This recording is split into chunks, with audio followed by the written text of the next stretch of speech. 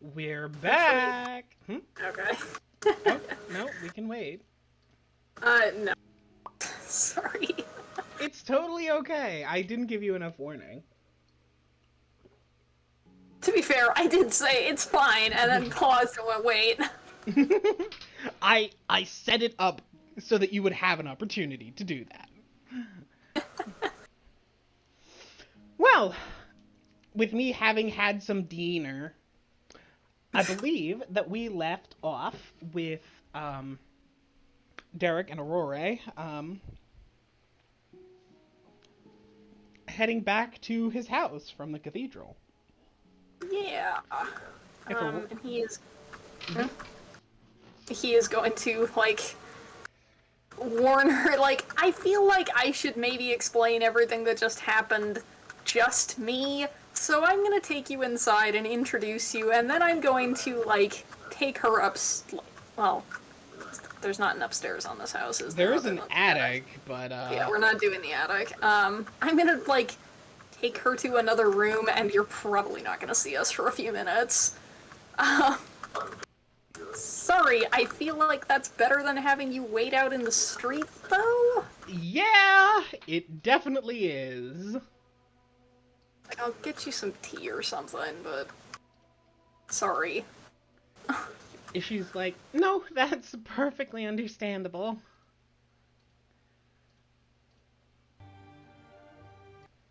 You can discuss this as you continue on the walk back to your house. If Aurora's voice moves up a register, it's so that she's cleanly distinguishable from Penance. Unfortunately, I have fewer female registers. I'm not gonna judge. Well, you can head through the city, moving through the streets as people move and bustle along, as it's now afternoonish.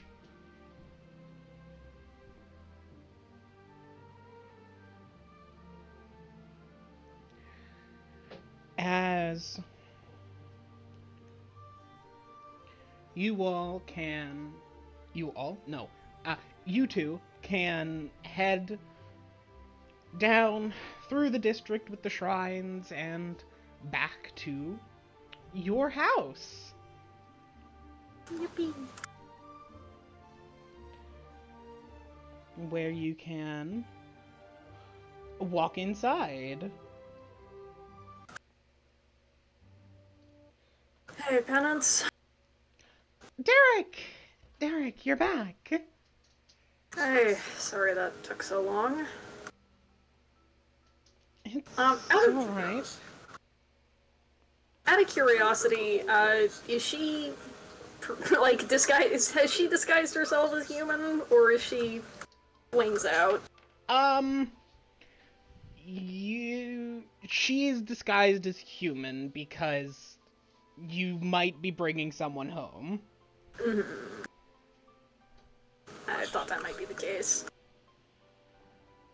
That also means that her scars are gone. Because she's hiding them, because if she's transforming herself, she's also gonna hide the scars. Yeah, makes sense. It's not as easy as just hiding her fiendish parts, but she's still gonna do it.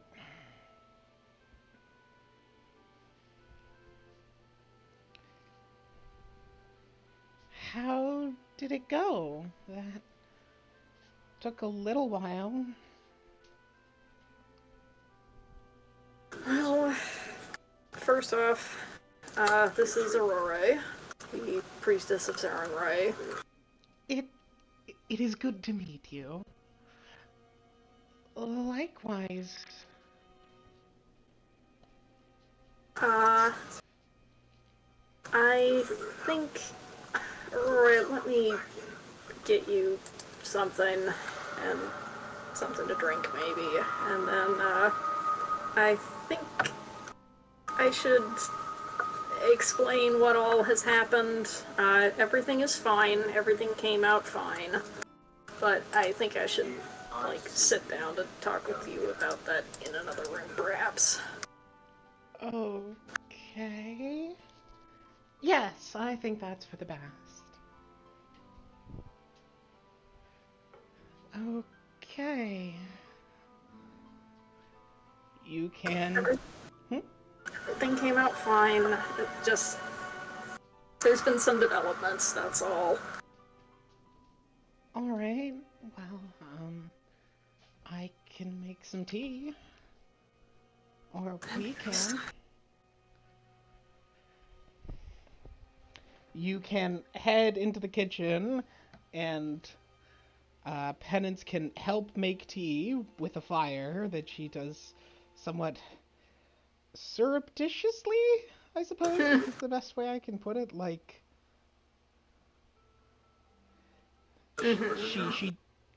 she is going to have to reveal herself to the priestess at some point. That's kind of the whole point, but...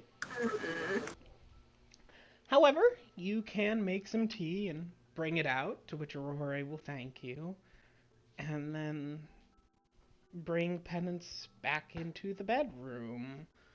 Or, I guess, the bath storage room. No, bedroom. Bedroom for sure. Sit down on the bed. Did something happen?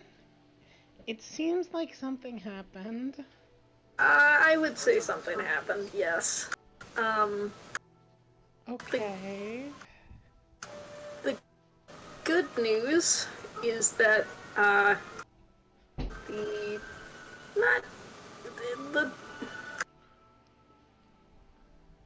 the temple leadership knows about you and is cool about it. Okay.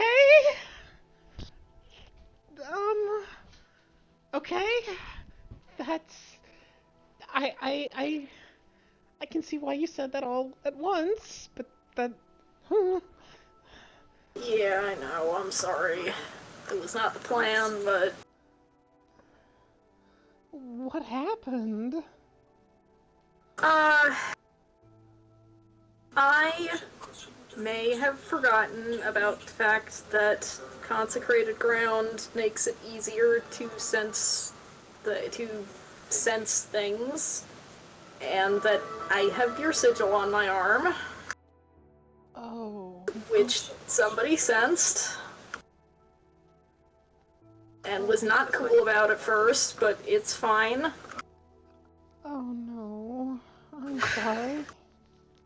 Hey, it was gonna happen one of these days. I wish it had happened any other way, but yeah. Shrug. So, they pulled me into a little intervention, I would say, is what it was intended to be. And I explained, and nobody liked it at first. But...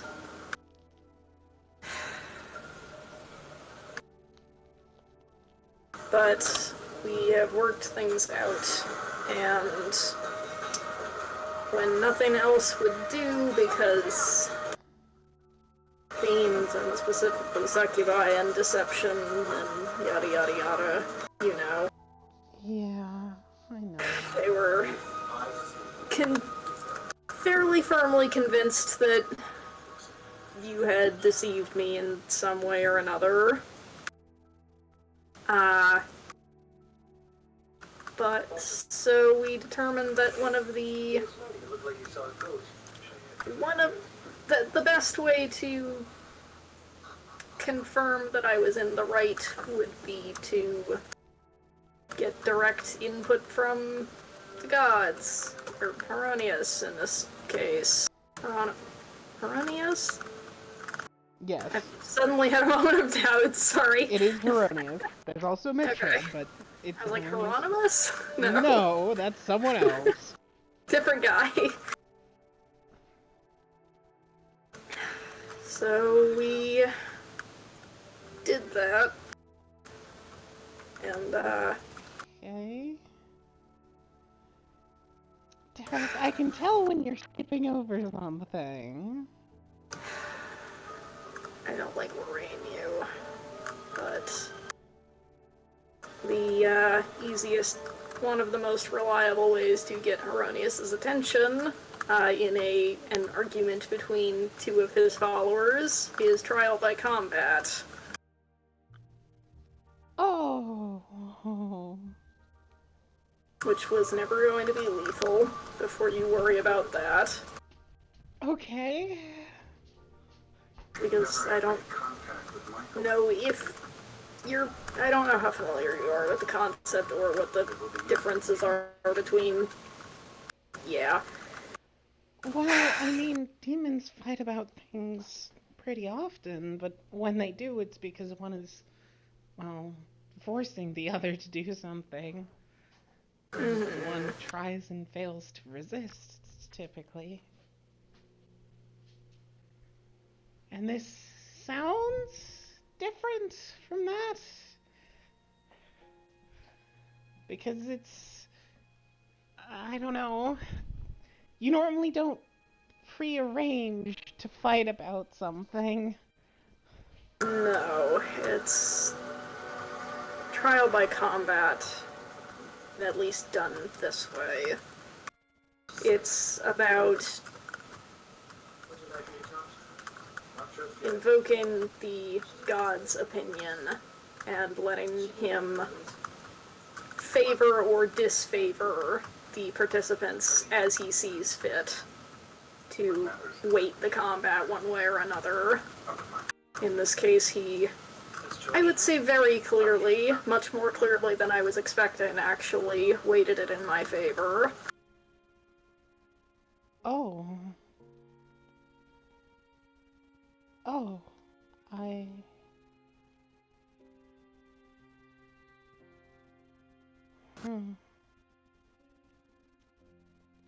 Which I guess is also sort of in my favor, huh? Yeah, I would say so. And, I don't think it gets much clearer than that.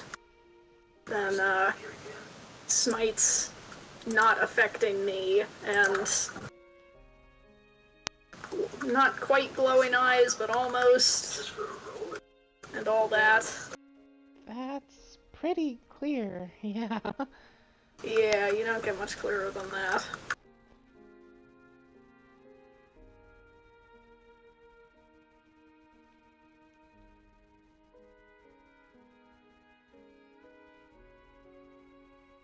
So, it has been determined that I am in the right for helping you, and that I can we can continue this quest with assurance that we are doing the right thing here.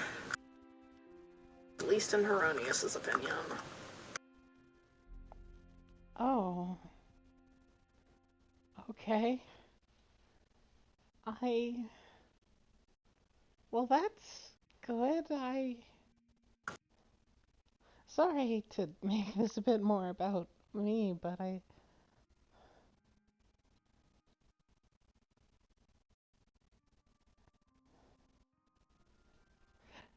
it is still a little struggling to wrap my head around that one.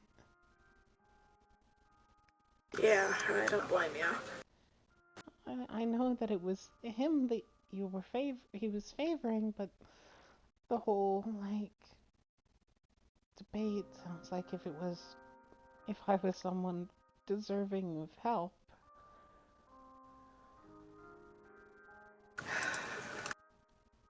More whether you had managed to successfully lie to me about your whole situation in the first place.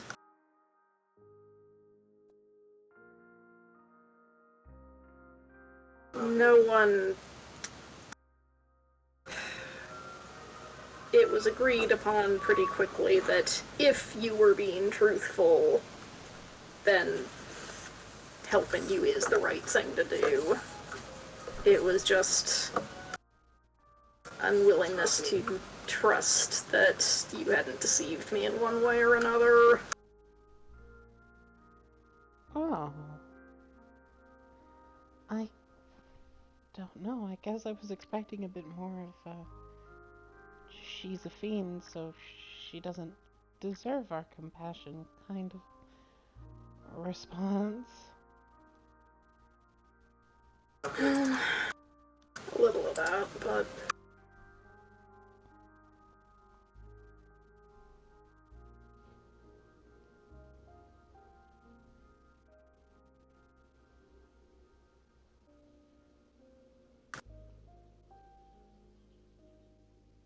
I guess I was thinking too little of them then, huh?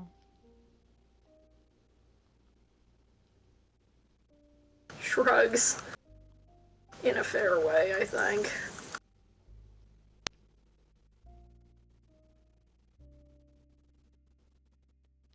If that makes sense.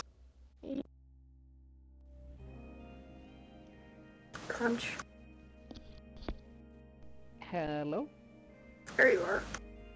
Yeah, it does. Hmm.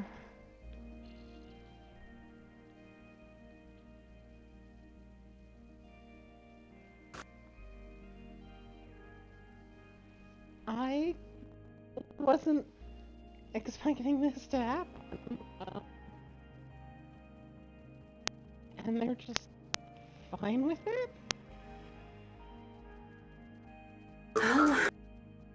Yeah, basically. Everyone came around pretty immediately once the outcome of it was clear. Which I appreciate that no one tried to double down, because I would have had to cause a problem about that, and I don't actually want to do that.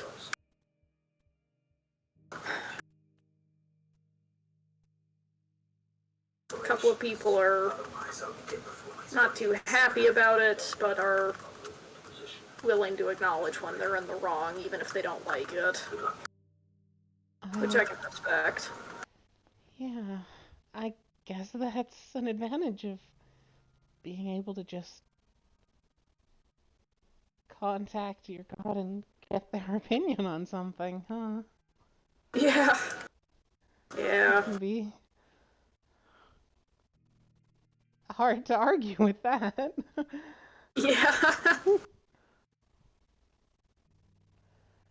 I guess you could argue, you know, against the god's perspective in general, but At that point, why are you following him? yeah, if you're a member of the clergy, I don't think you'd be making that. That's just heresy at that point.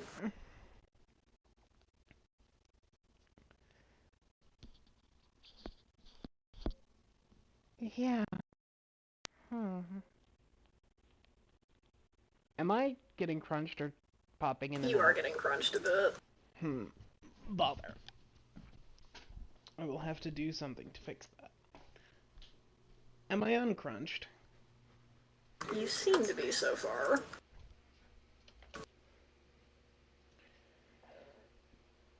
Well,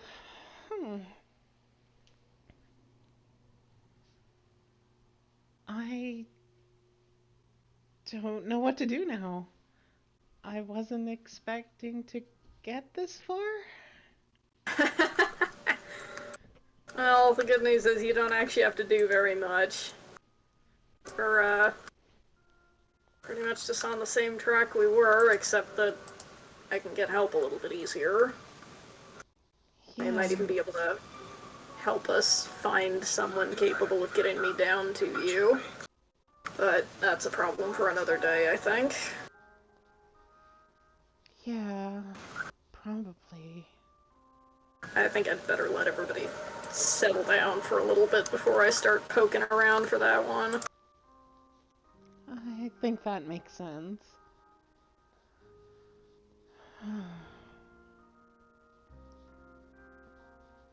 I'm having trouble adjusting, and I don't know.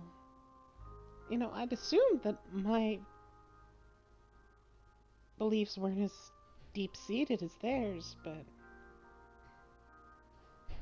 maybe that's not true. Maybe they were.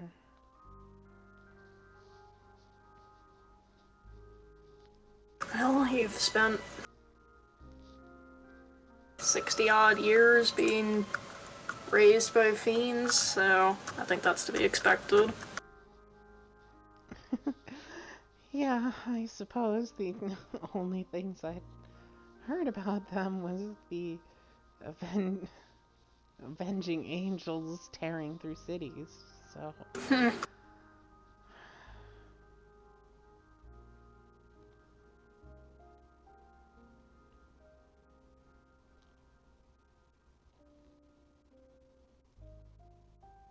Well, learn something new every day, I guess. I guess so. So wait, does that mean that Aurora knows about me? I mean, I guess she needed to, you know, help. Yeah. Yeah, no, she was, part of the decision-making council. Oh, Well, she's one of only 2 priests of Saren right here, so... yeah, I suppose that does make sense.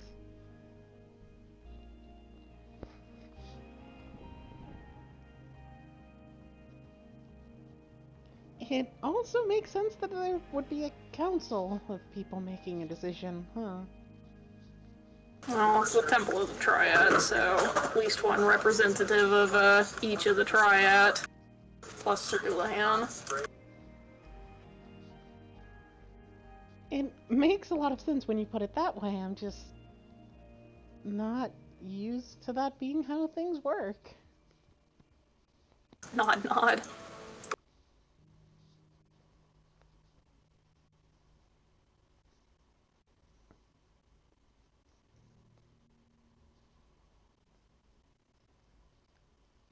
You know, things like this keep happening often enough that you'd think I'd be better at not getting swept off my feet by them. But here I am, still not quite sure what to do. Well,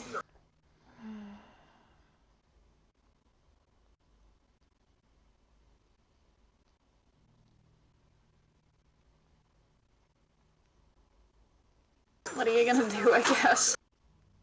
Process it and, try to keep going. Thank you for being willing to do that for me. It Of course. sounds like you fought someone pretty strong. Yeah. Yeah, yeah. It looks like it too. She'll. Yeah, Pixit torn chainmail. Yeah. I was already gonna have to get this replaced. I really gotta get it replaced now.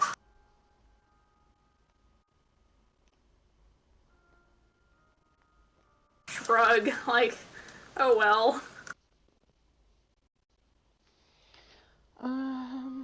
No problem for tomorrow. Yeah.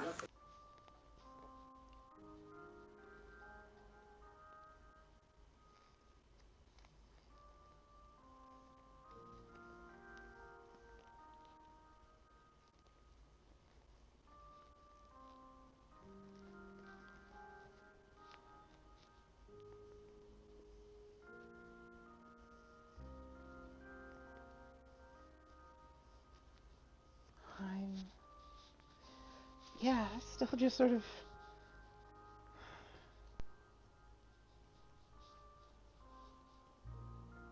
I don't know what to say. I feel like I should have something. I feel like I should have more to say, but I just. You don't have to. That's alright. I also want to thank you.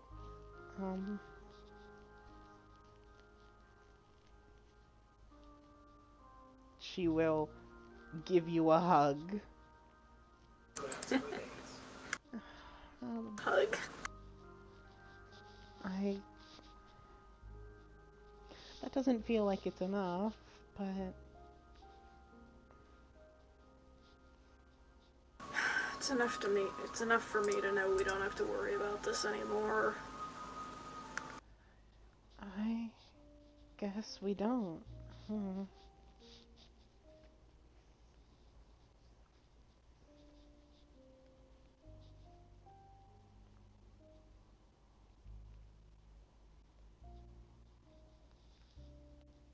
Things up here maybe weren't as bad as I worried about. What wasn't? I'm sorry. Things up here might not be as bad as I worried about.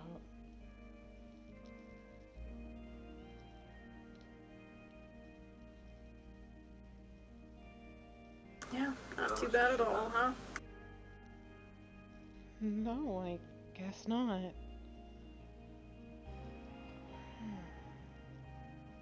I'll win you over to mortals yet.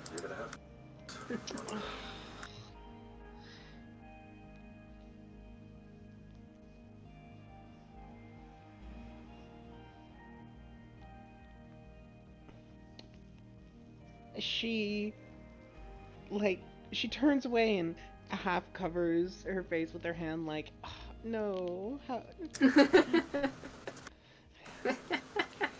but in a sort of half-hearted way of, I can't even try to put up a fight.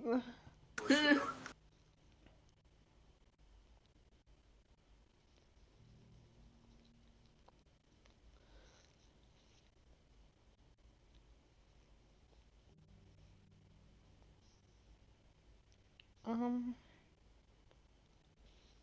I don't know. My first instinct was that I think I still wouldn't want to meet the people from Heronius, but I don't know, this whole thing sort of proved my first instinct wrong. So, I don't know. Well, there's no rush on it, but well, if you're planning to come to the ball with me, you're almost certainly gonna meet some of them. Oh, you know, that's a good point. That's a good thing to come from this. We won't have to worry about that at the ball. Yeah, hey, no kidding. I was gonna have to bring that up in a day or two, but I I don't know what I would have done then. I guess I could have offered to not go, but it sounds like you would prefer me to be there. maybe. Don't worry, I can make sure that you don't stumble, head over foot into some social silliness.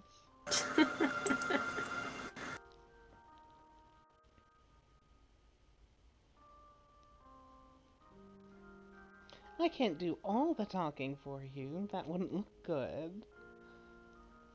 Yeah. I can talk to people one-on-one, usually. I don't know. You convinced a whole temple of Mitra followers to be okay with me. Well, yeah, those are my people. I know how to talk to them. I guess whoever's going to be at the ball would be different.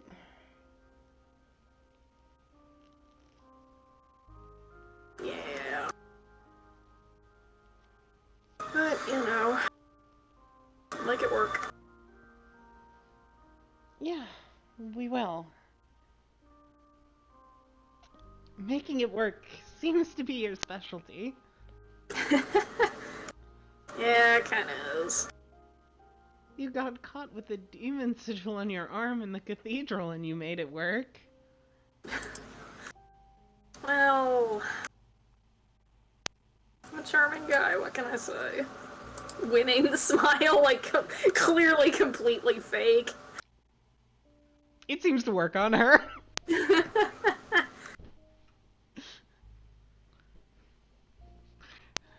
Unfortunately, she is susceptible to the Derek. That's okay, I forgive her.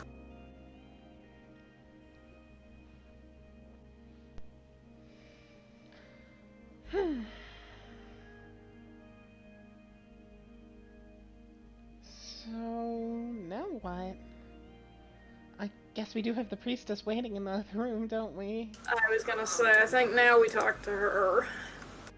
And, deal with that. Alright. And then, I mean, kind of back to where we have been. Nothing's really changed other than the loss of anxiety. Yeah.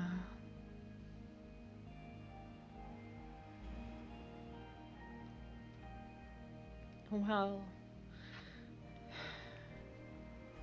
thank you for going through all that. Of course. What am I here for?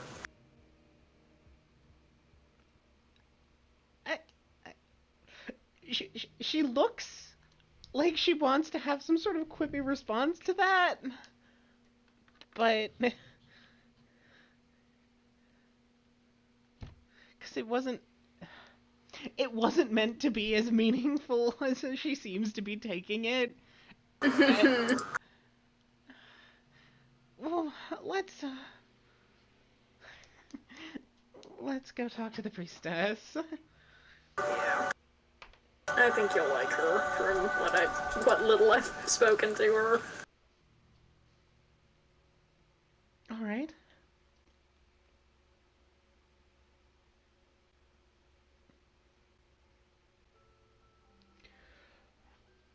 The two of you can head out of the bedroom to the main room, where Aurora is drinking the tea she was provided.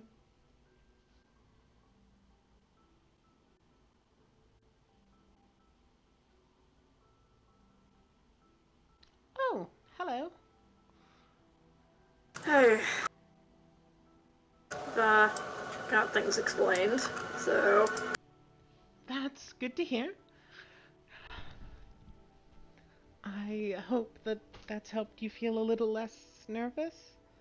I know that what with everything you've seen, it's probably a lot. Yes, it is. I I guess if you know about me too, then there's no reason I need to look like this, huh? I don't blame you for starting that way, and I'll even admit that I appreciate it. It would be a bit startling, even if I know what happened to you. But yes, it would be better if you didn't need to keep hiding. And from what I hear, you're going to need to show me soon anyway. Yeah, I will. Okay, um, here we go. She'll hold out her arms as her wings and tail and horns reappear, slowly re-emerging as though being uncovered from ash. For a moment, she displays them proudly, but then, shortly after, you can see her run her hands over her arms again, from where all the scars have reappeared as well. Gentle hand on shoulder. Aurora does her best to not jump.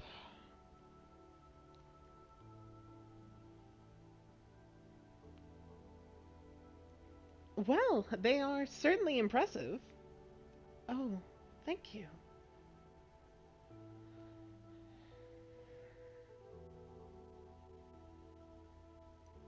So, so, where would you like to take things from here?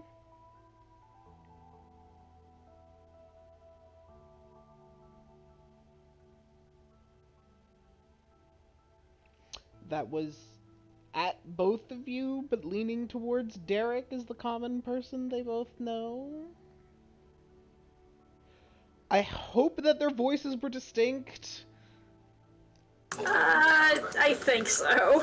Yeah, that's what I... That's okay, it's okay. I can always ask for clarification if I'm not sure.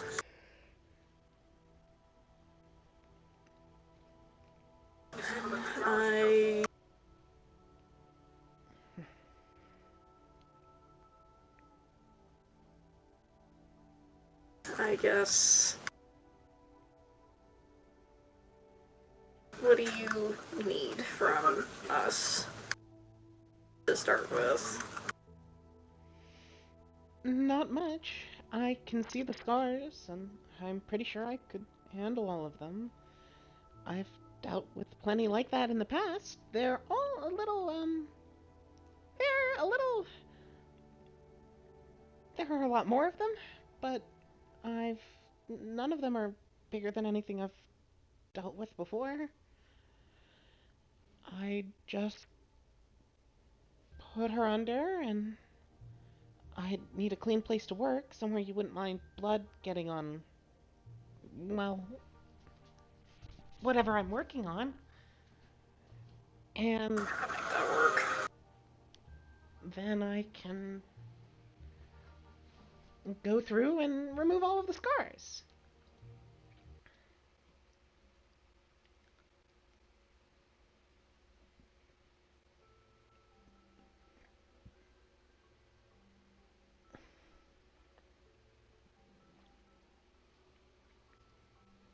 Do you have any questions you want to ask, Penance?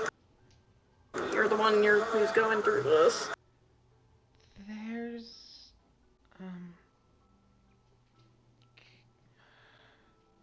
Derek, can you stay nearby?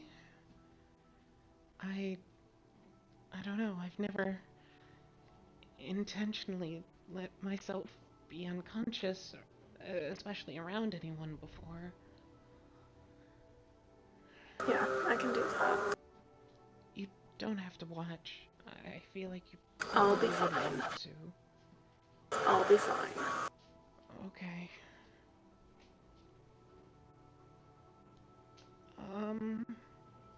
There is another thing. I do have another scar, one that you can't see right now.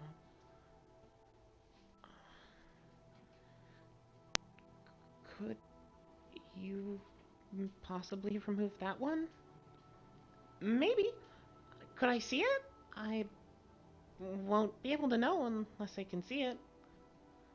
Yeah, could you come with me back here? Okay, yeah, I can do that. Sure. Cleric instincts going into a room with a fiend, going into a room with a fiend, has to be alone with a fiend.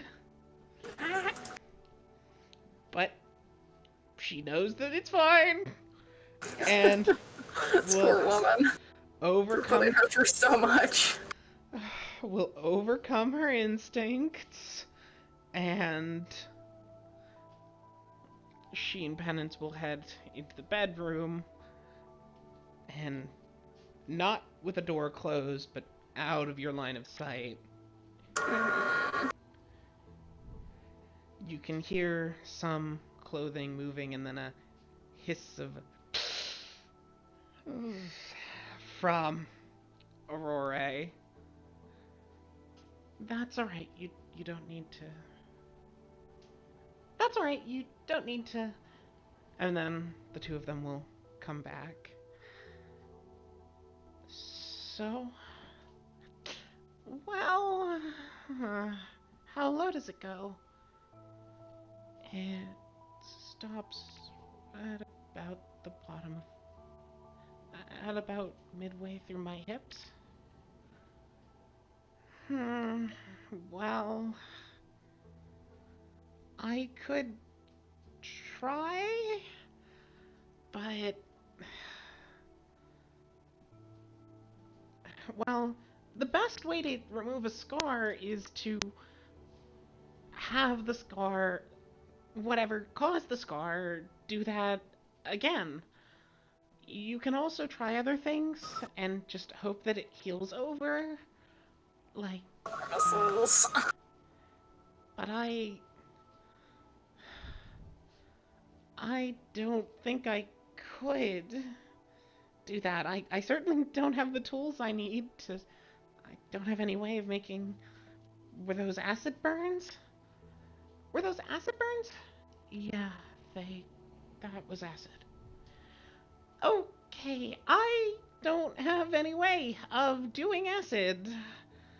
I could try just peeling off the layer of skin and hoping that if I heal it back, it heals from the, cut injury, but that's a really large section. I'd worry about doing that because I need to do at least more surface damage than the scar that's already there for it to be worse enough to.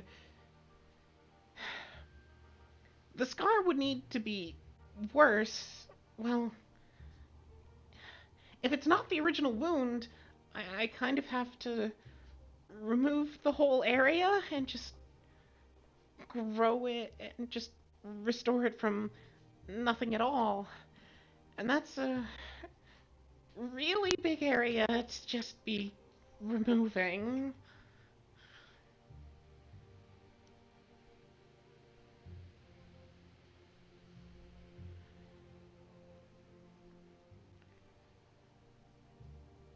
I I think I could with preparation, but not now. That's all right. Getting getting rid of it so quit switching music on me.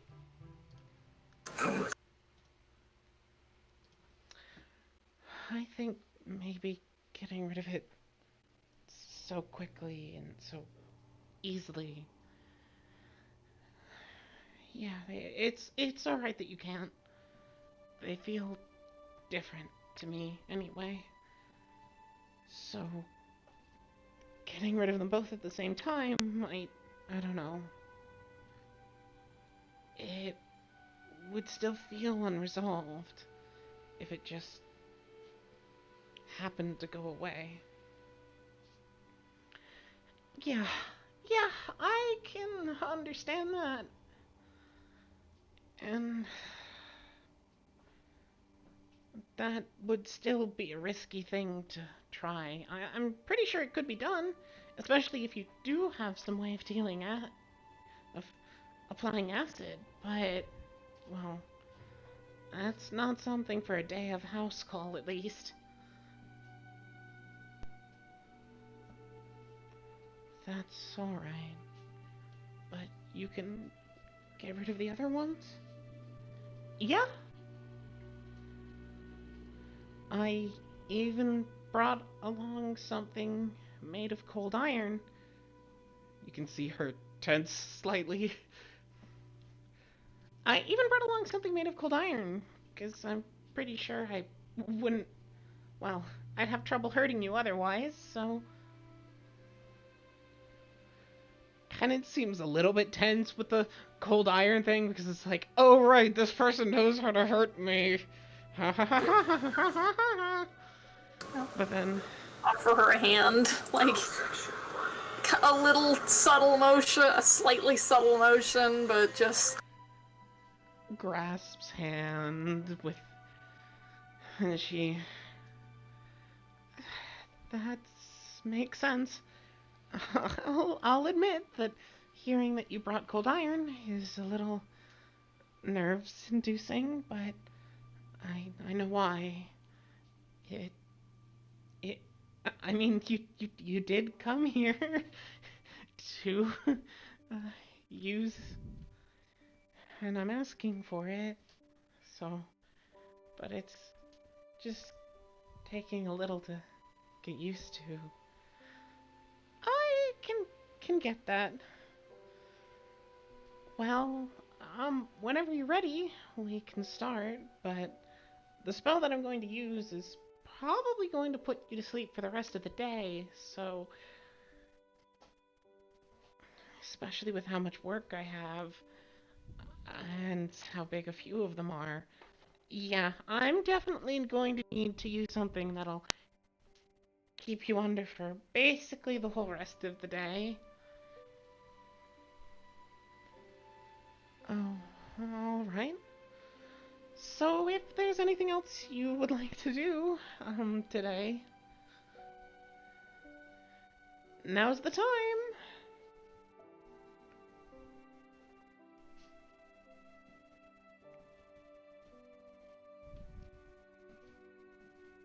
I, I don't think I have anything in particular.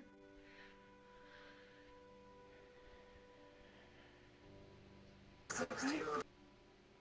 And I'll be right here. Promise.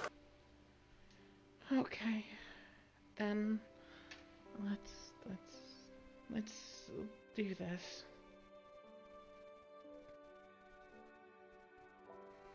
All right.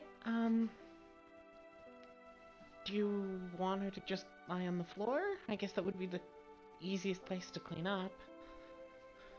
I think you'd kill me if we got blood on the sheets, so... Like 2 penance. Nod, nod.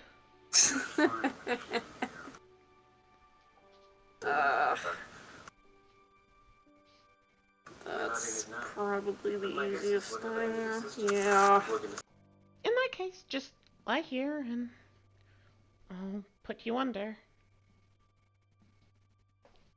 Penance will lie down on the floor, uh, pointedly on the opposite side of the room from where she was summoned, and then just sort of paw her hand around, like just holding it in a... Holds hand, like... Just gonna sit right next to her. Holds Derek's hand. Alright, I'm ready. In that case, may Sarenrae grant you rest. She will hold out Aurora will hold out one hand as the other moves underneath her blonde hair to grab the symbol of Sarenrae around her neck. And Penance, with a deep breath in and then a deep breath out, goes still.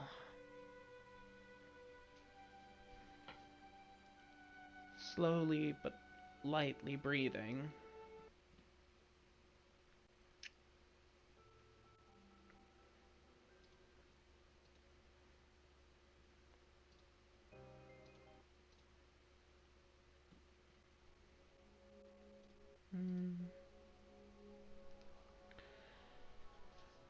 And then Aurora will look to Derek and see that he definitely intends to stay, and will draw a cold iron dagger from a sheath she has and start carefully and slowly reopening all of the scars, making wounds slightly larger than the scars themselves.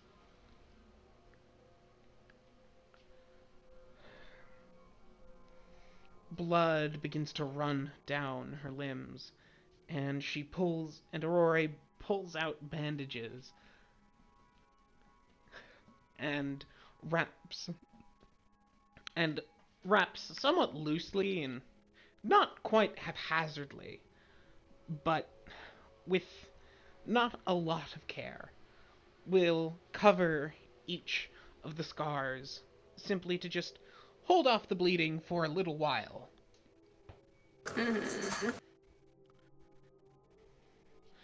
As better to save on spell slots with how many cuts she has.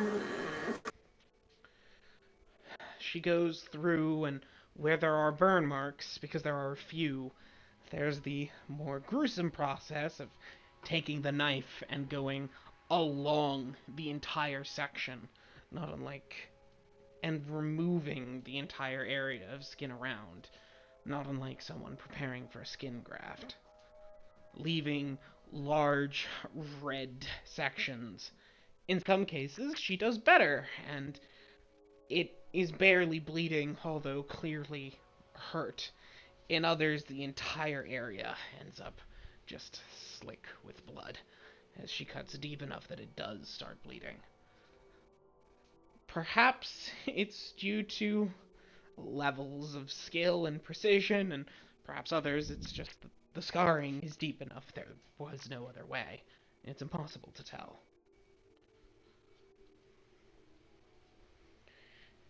Eventually, she switches back and forth between the arms, and the two become enough of a mess that she casts a healing spell, and all of the wounds close. She then takes a piece of cloth soaked in water and rubs away much of the blood, as you can see that the process is only half finished, if that.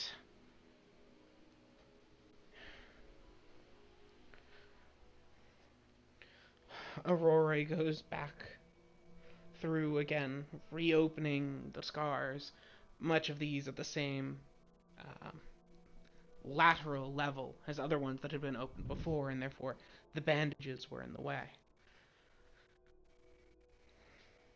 Before, again, the arms become too much of a mess. She heals her and uses a cloth to clean away all of the blood. Penance's arms look much better now, more like a person who happens to have a couple scars, as opposed to arms that are just mostly scars. Aurora will go through and carefully reopen the last remaining set before, again, healing her. And there you have her. Penance, as good as new. Or, at least, as good as the day you knew her.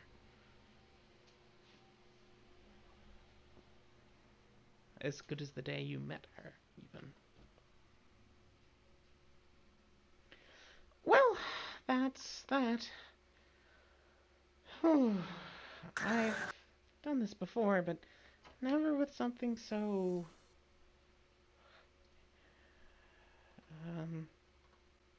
Much. Yeah. I was trying to find the word, but the only one I could come to was intense, and that's not quite right. Thank you again. You're welcome. I can see what you mean about what she's been through. I can't even picture trying or having to open all of those again myself. And it's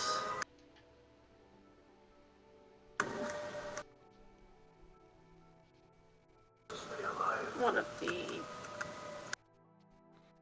less intense things she's been through, according to her. Oh. I'm sorry, I shouldn't. You what? I shouldn't burden you with that. No, it's okay. I can handle it. I knew that demons were bad, but...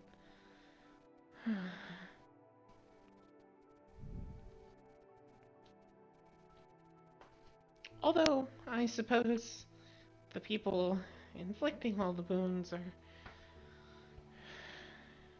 mortals like us, so... And that's the kicker, ain't it? Her life is a showcase in mortal cruelty. I can hardly imagine. Well, thank you again. Can I offer you dinner or something before you go? I can't imagine that's not exhausting work. If you'd like, I would appreciate that. Yeah, let me put something together. Shit, I'm gonna have to light a real fire. Damn it. Light a real fire? Penance usually helps with the cooking, but, gestures at the unconscious her. Oh, yeah. I suppose that would be convenient, wouldn't it? It has been, I won't lie. She likes helping. I could see that. Well, let me, see what I can throw together. I'm gonna, like, pick Penance up real quick.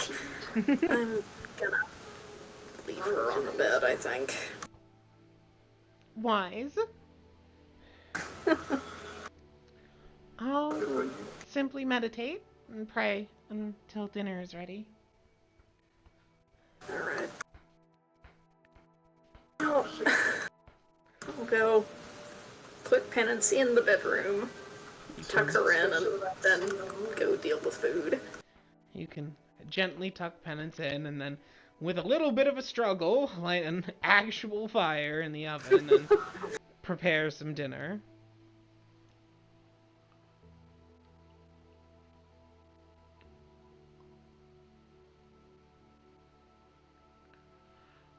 Aurora will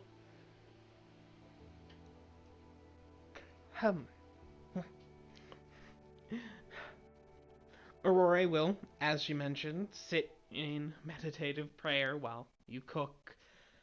But once dinner is ready, she can eat it with you.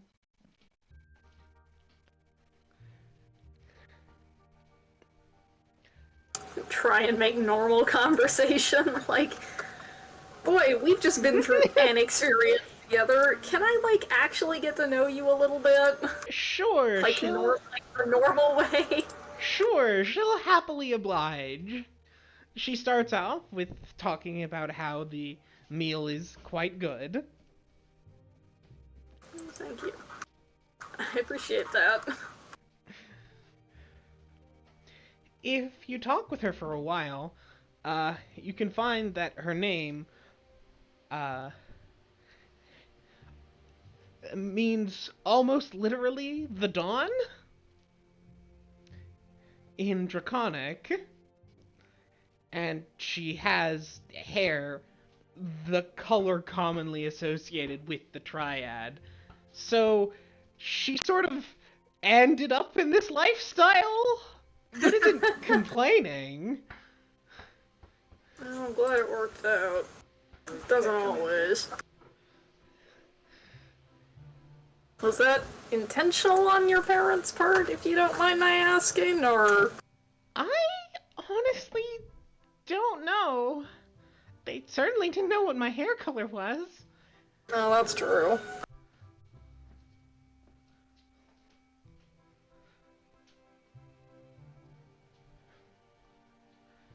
I suppose I've ended up being a Chuan for Sarenrae priestess, and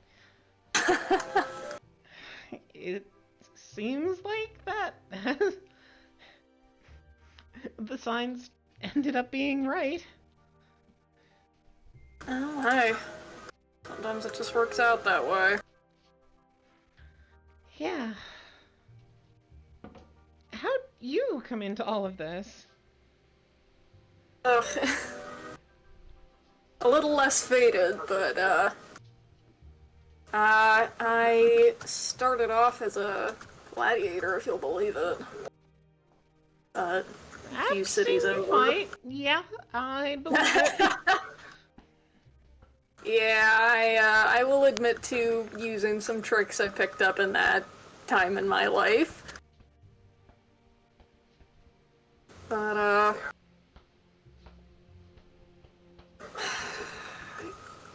I had an encounter, let's say, with a Paladin Erroneous.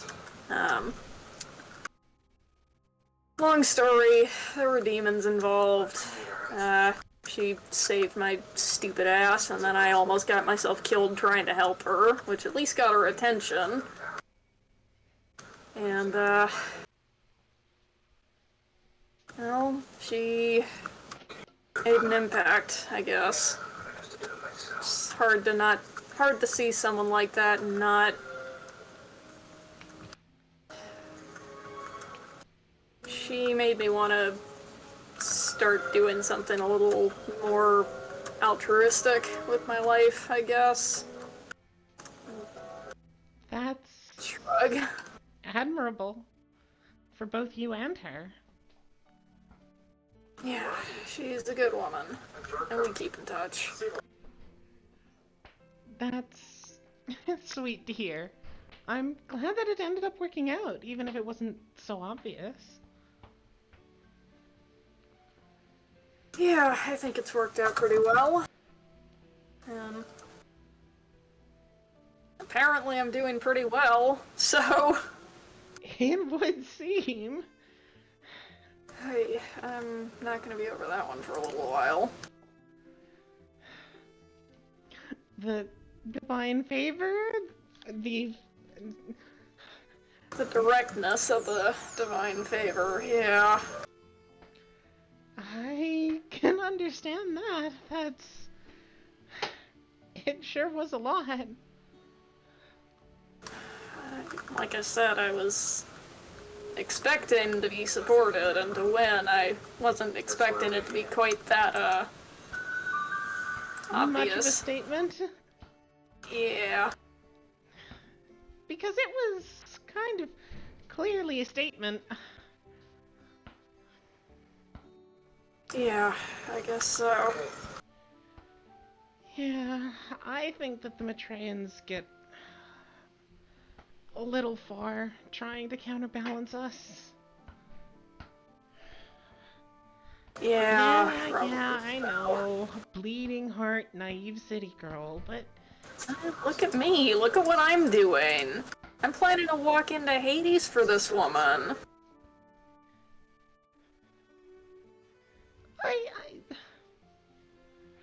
I'm not judging. I was saying more what... Yeah...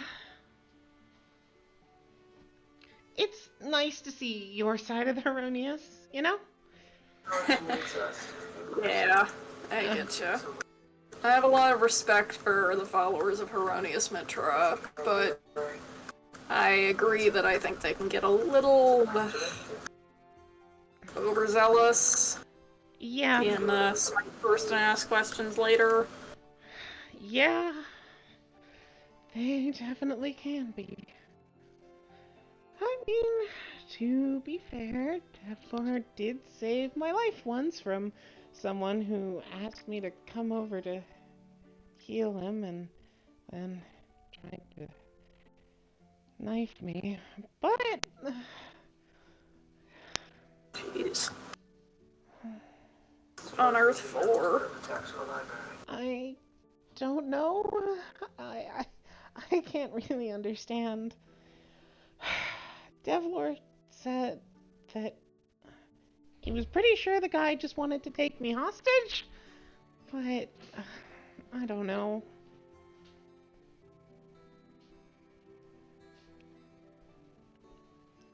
He grumbled about me being an easy mark, but I guess that's your job, and sort of begrudgingly helped. Charmin. He tries not to be. Well, I'll decline the comment, I think.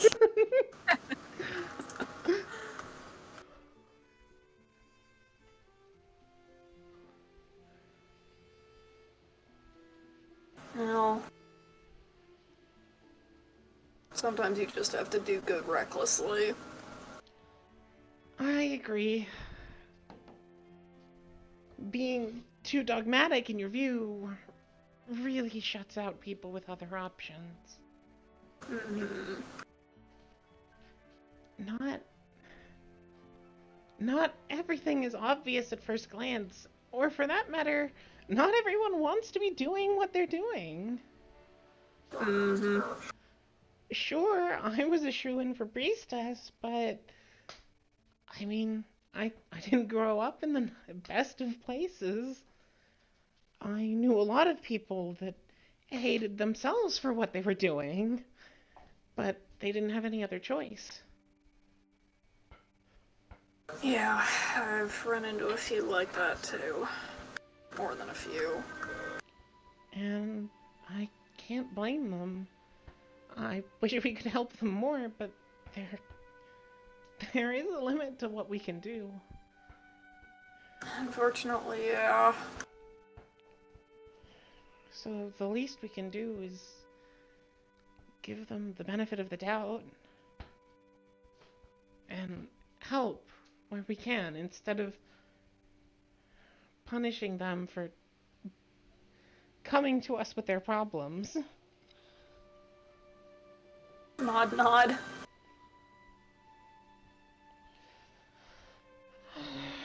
But Mitra's whole thing is justice, so, you know, when they stole and then someone else's business went belly up because of it, I struggled to believe that one. How could one person stealing enough food for themselves take a whole stand out? But I guess it wasn't just one person. It was a whole bunch of desperate people, each individually trying to save themselves, but together, I don't know. It's complicated sometimes. It's not as simple as our codes like to pretend it is. Well, Unfortunately. that is why we have the triad. So that we can have our codes and we can look at things simple and Exactly. let the presence of each other balance us out rather than trying to take all of those contradictions into ourselves, which, I mean, we are beings of contradictions, but there's only so much. Yeah, yeah. It's complicated fast. And, well, that's part of the test of it, I guess, is figuring out what parts to apply where and when to bend so you don't break. Yeah.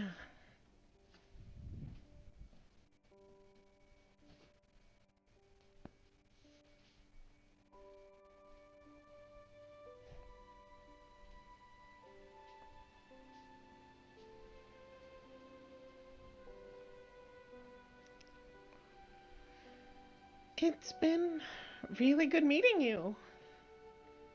Yeah, you too. Yeah. It's nice to meet someone else who's hopeful. You know? Yeah, likewise. Yeah. Might see each other around sometime. Yeah. Feel free to come by the cathedral. And, oh, I guess someone said the word Balor, which makes me think you're probably going to be at the ball, won't you? Yeah, yep, I will. Do you? Okay, so you do know about it. Do you know who Lord Beaumont is? I'm... The fact that you're asking that question tells me probably no, because as far as I know, he's the guy in charge of the city, and that's about all I know about him. Not quite. He's in charge of one of the 3 districts. They're not really districts, but sections. He manages this third. There's other lords that manage the other thirds, and then there's someone else at the top who actually runs things. I'll admit that I don't remember their names because Beaumont's the only one I know. Because, I mean, the other 2 don't work here. And from what I've heard, the guy at the top, like, does almost nothing. Except, I guess, manage disputes between the 3. That sounds about right. So, functionally, he's the one who runs this city, or at least part of it. I've had it explained to me in that, sort of like the Triad, it's a little bit better if there's no one person in charge of the whole city because they quickly become accountable to no one. I said that having 3 people in competition with each other feels like that would create some perverse incentives to help themselves to get a leg up on their competition, but I don't know. It seems to be working out, and politics isn't somewhere for a bleeding heart, so... Yeah, I try not to get too involved in the politics usually. Admit. That's also my plan. That's one of the reasons I'm grateful I'm with Sarenrae and not Pelor, because, oh boy, you sign up to Pelor thinking that you'll be, doing good things and helping people, and then you very quickly realize, well, no, you absolutely can do that, but if you start getting higher up, it's like, oh, wait, politics. So much politics. Because Pelor are, well, they aren't the pragmatists, but they're the ones who are the closest. They balance both the ideal and the practical, so... It's also one of the benefits of working as a paladin instead of a priest.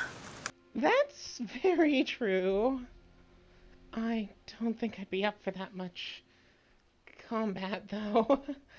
Yeah, it's definitely not for everyone. Don't get me wrong. I mean, magically, I'm probably about as strong as Devlor, but like I said, well, Almost got knifed that one time. Yeah. It's not for everybody. If it was, I wouldn't have a job. That's very true. And I suppose if it was, we also wouldn't be us. We'd be, well, like one of the unsettled groups. I think that one of our advantages is that we can have the weak. We can specialize, and not everyone has to do everything, including being strong. People forget that being strong, mentally or physically or in combat, those are all things that people have to work on and specialize in. So if you don't have to be those things, then you can be other things instead. Like compassionate. It can be really hard to be both suspicious and compassionate at the same time. Yeah, no kidding. Hence the whole fight that just went down. Yeah, I suppose so, huh? I did what I could. I appreciate it. Like I said. I guess it's guess it's worked out that, this whole thing happened in the cathedral where I was around instead of with just people from Heronius and Mitra.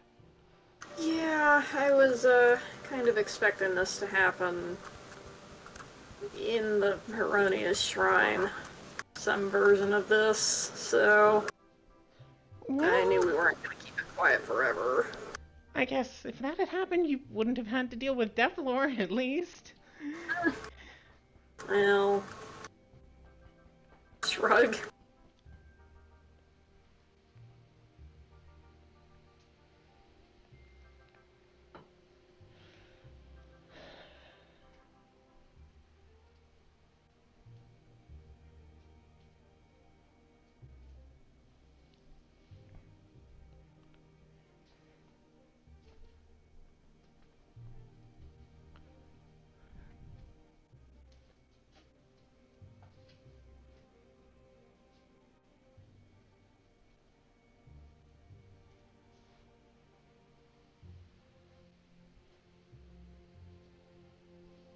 Well, we do what we can.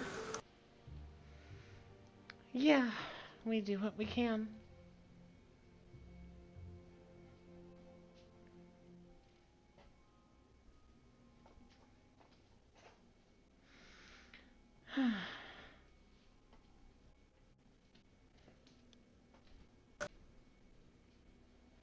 Thank you for the meal. Thank you for sharing it. I've, gotten used to having someone around. It would have been a little bit weird eating alone for the first time in a couple of months. Oh, yeah, huh. I suppose so. Can I confess something just between us? Of course. I miss the tavern so fucking much. I can't Oh, take no. her there because she's scared of everyone. And I Oh, can't leave her alone no. for hours because she's scared of everyone. I'm so sorry. I'll live. And I can't complain about it because I don't want to make her feel bad. Because it's not her fault. Hey. Oh, you seem to be in quite the pickle. Someday. Someday we will get her over this, but that day is not today. No, although I hope that today's helped. I think it will have. I will give you a piece of advice on that. If you go to the tavern with a woman in tow, I suspect your experience will be quite different from what you're used to. Yeah, we did have to stop by at one point to pick up my stuff, because I'd been staying there before I moved in here, and, yeah. Yeah. And, I mean, having her have the ability to stay on her own for a while might be an easier sell. Have you thought about maybe trying to introduce her to a craft? Or a hobby? That's not a bad idea, actually.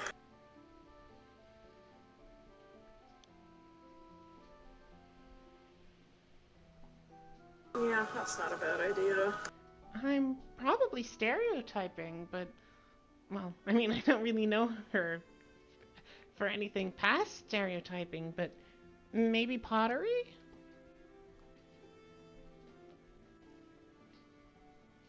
Considerers?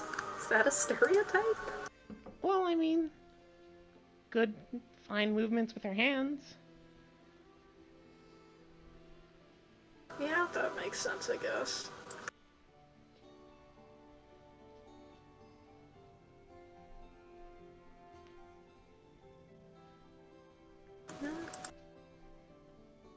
I can ask.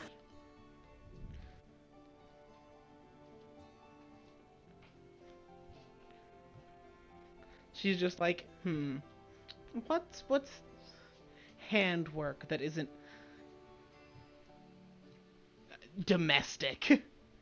Because she's like, there are a bunch of things. I can think of some things, but all of them are insultingly gendered. Yeah, that's fair. Because she's like, needlework. And it's like, mm. Maybe not.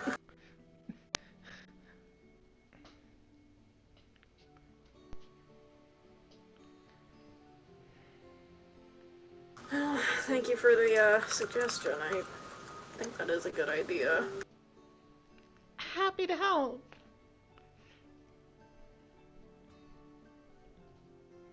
Well, I probably shouldn't keep you any longer. Would you like me to?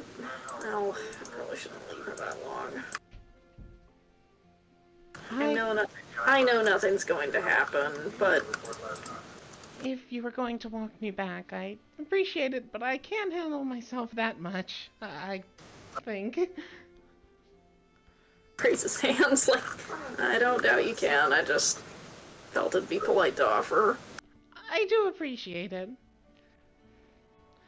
No, I think I can make it back on my own.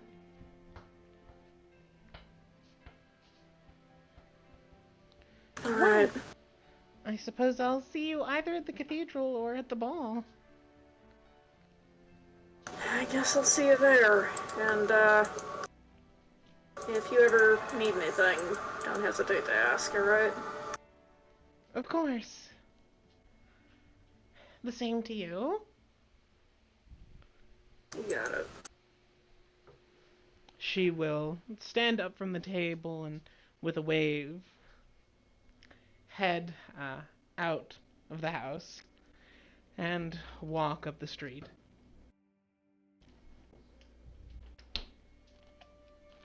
Leaving you alone for the first time in a while. Yeah, in a hot minute.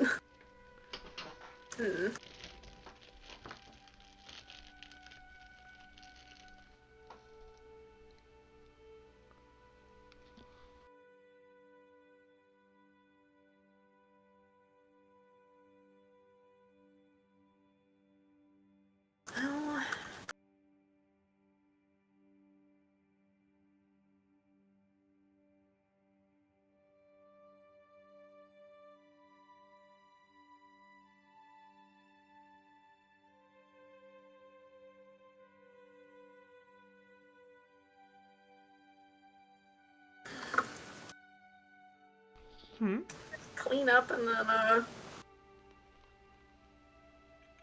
I mean, how late is it at this point? Like, Fairly at this point. yeah. Too early to head to bed, but it's evening. Yeah. Probably, like, go sit in the bedroom. And just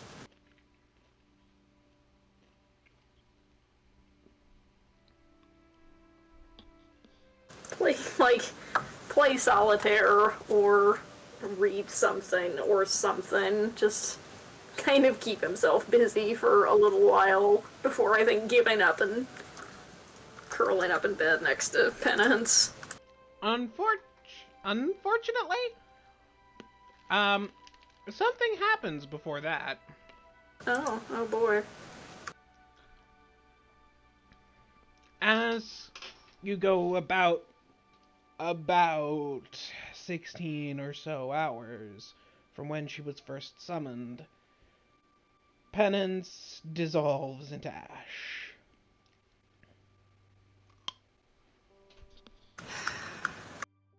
I'm gonna call her back. Just immediately. You can call her back, and there's a brief couple moments before a somewhat dazed and confused Penance who's picking herself up off the floor, like, huh, what? Oh, Derek! Oh, no. Hi. What happened? You sent yourself home, I think, because you just didn't have the energy to keep yourself here because you were unconscious. Yeah. If it So I pulled you back. went long enough, then, well, that would explain why I woke up at home. The summoning ended, so the spell did too. Yeah, after, if it gets long enough, I have to actively keep myself here, so I guess I didn't. And, well,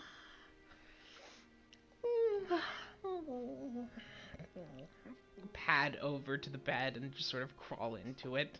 Like, she gets up off the floor enough to somewhat still hunched, reach the bed, and then crawl over into it. I still feel really tired, though. Yeah, that doesn't surprise me too much. I mean, I'm no longer magically being kept asleep, but it's like I just woke up from, well, a really deep one. Thanks for bringing me back before I don't know, one of the other sisters found me like this. Yeah, I can't imagine that going over well.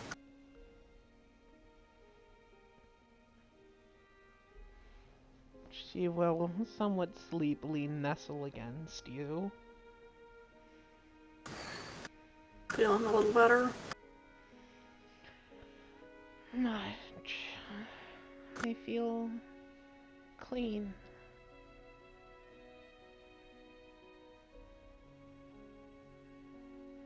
I'm glad.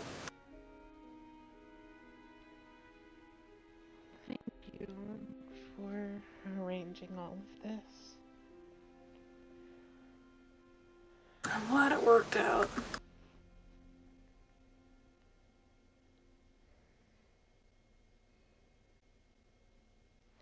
She will gently lift one of your hands to place it on the outside of her arm near her shoulder.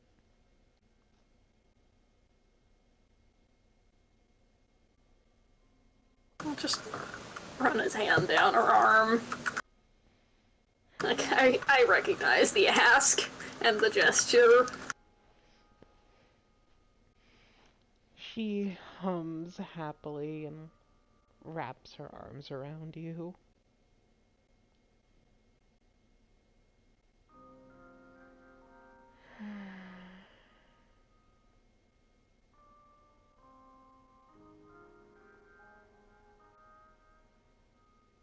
Thank you.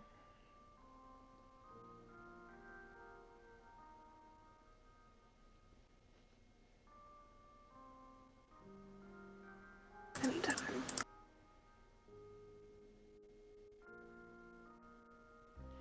I wish I could do as much for you as you do for me.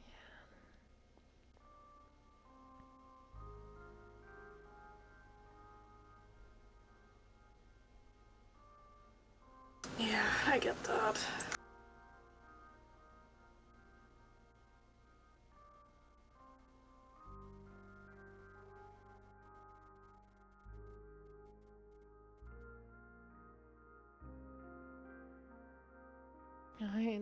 I'd offer to brush your hair, but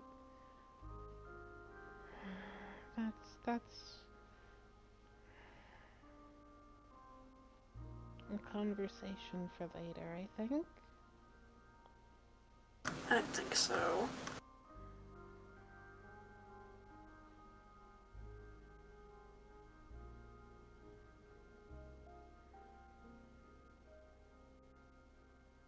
Just rest for now.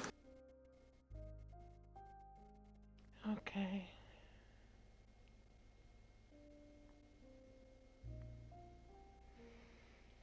Good night, Derek. Good night, Penance.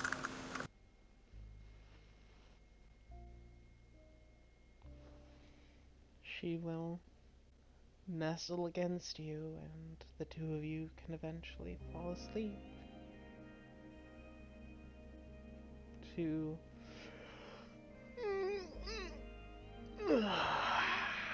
wake the next morning with Penance still nestled beside you.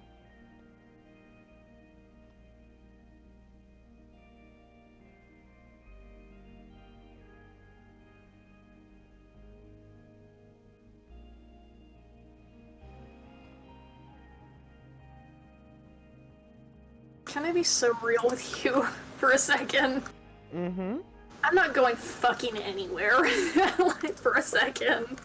Like, no, we're staying here until she moves. I know she's not gonna want to get up, but You're so valid. It's like, after all that, no. I'm going back to sleep. Good night. You can stay where you are until eventually you can feel Penance start to move, and then notice that she's still holding you and just squeeze you briefly and nestle into you again and stay there as well. Because this is the first time, well, she's been there a few times. This is the first time where she's not effectively forcing herself to stay awake when she did. It's different. It's different.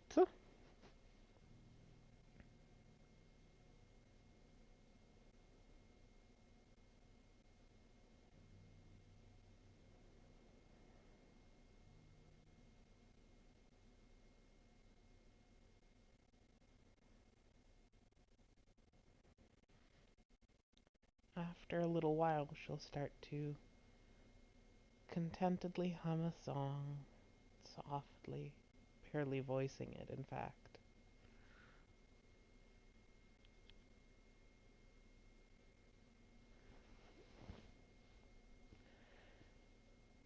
Just nestled against you.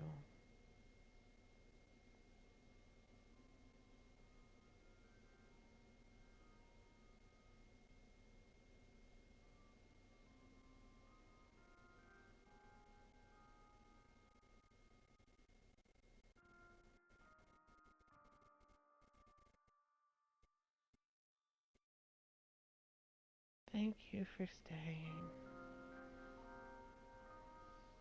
Of course. If you're hungry, we can get up.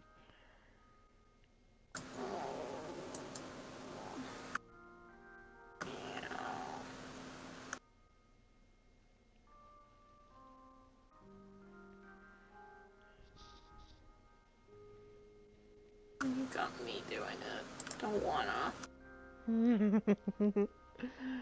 I'm more than happy to keep you here.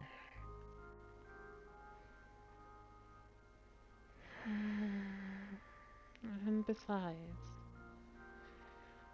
it's not like we can go on any trips with the ball so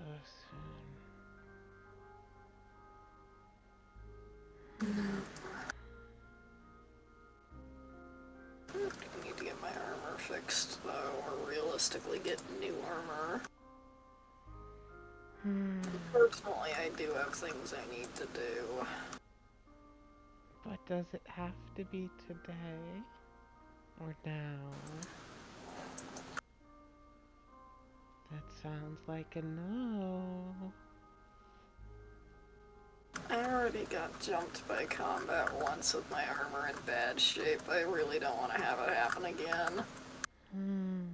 Well, just stay in the house then.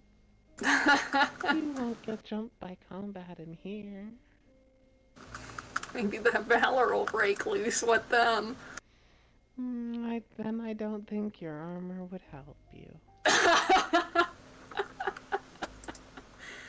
You know what? You might be on the right track there. So stay.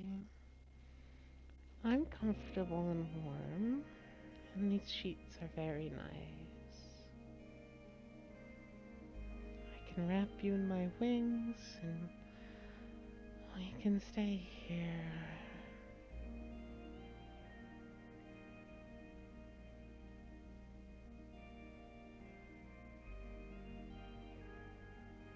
Come on. Get up. I'm gonna get breakfast. Oh. I suppose you are a paladin, so even if I did manage to get you wanting to not get up, it wouldn't stop you.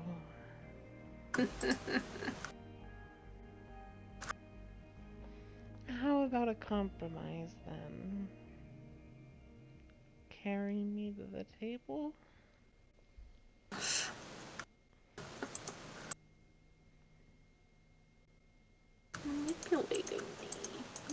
manipulating me. What? No. I would never.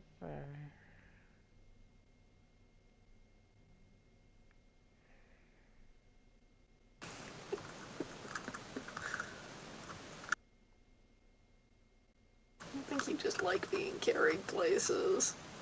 He says, sitting up and scooping her up. And so what if I do? Well, I don't know if... Hmm.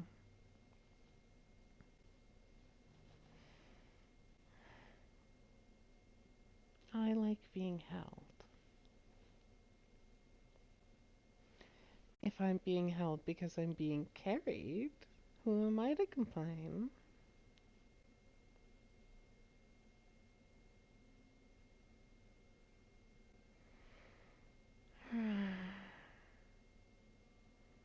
Oh, we're already there.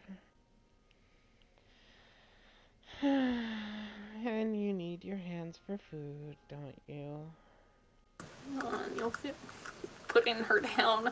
You'll feel better once you get food in you. Yeah, I know.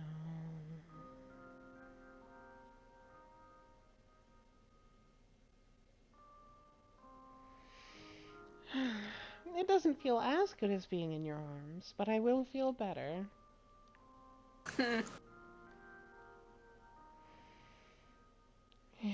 I'll heat up a I'll heat up a pan. She'll stretch out and grab a pan to heat with her flame as the two of you can prepare breakfast.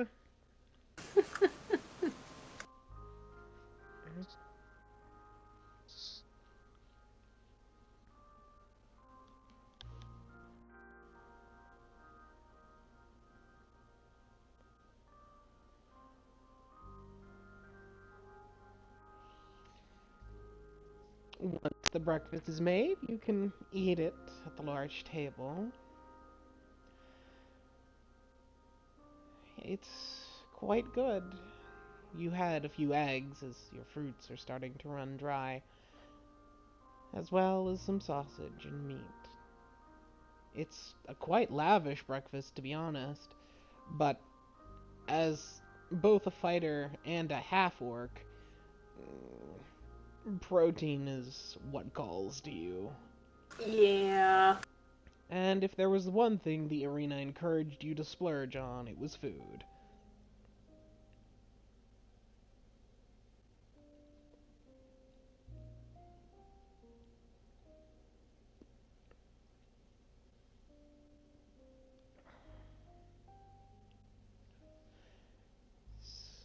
Yeah, makes sense. Orcs don't need more nutrition to build up more muscle mass than humans, but they are better at it. So munch munch gib protein. Eventually though, the breakfast is finished. And a more awake Oh, goodbye. hello. There you are. And a more awake pedant. Did you catch eventually though the breakfast is finished? I could have gathered, so sure. Eventually, though, the breakfast is finished, and a more awake penance will say, "So, what's the plan for today?" Well, I need new armor, as previously mentioned. And I have a couple of letters that I should probably write and send off. And I'd like to go, looking for magic items, particularly sending stones, but...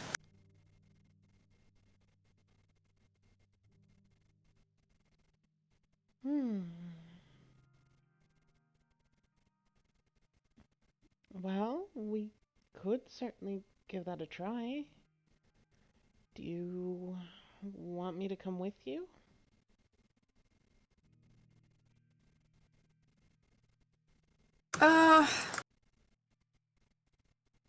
That's not a bad idea. I think you'll have fun shopping for magic items. Yeah, that's true.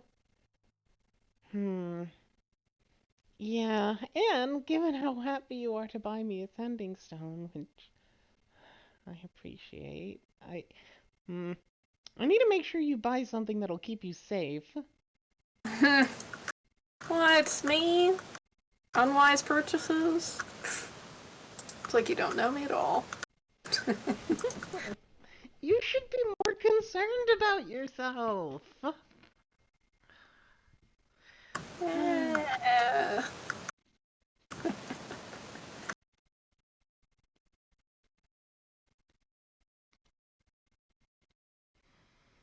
Alright, let's see about getting you some armor.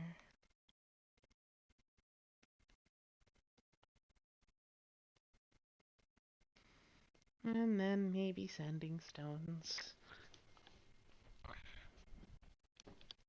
Oh, and, well, no, the clothes probably aren't finished yet. I would guess not, no. Alright.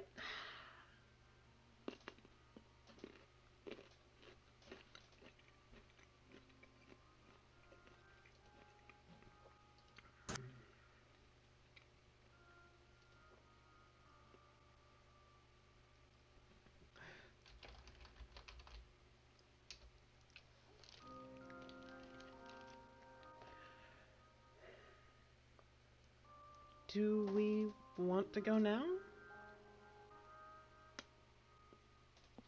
Yeah, I don't see a reason to delay.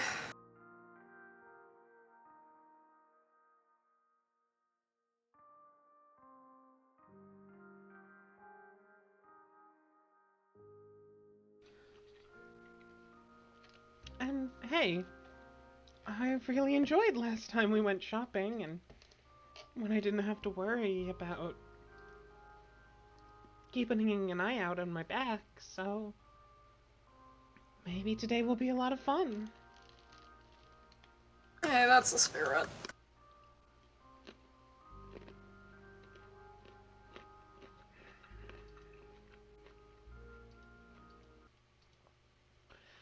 Let's head out on the town then, shall we? Yeah. Let's. The two of you can head out on the town. Yippee.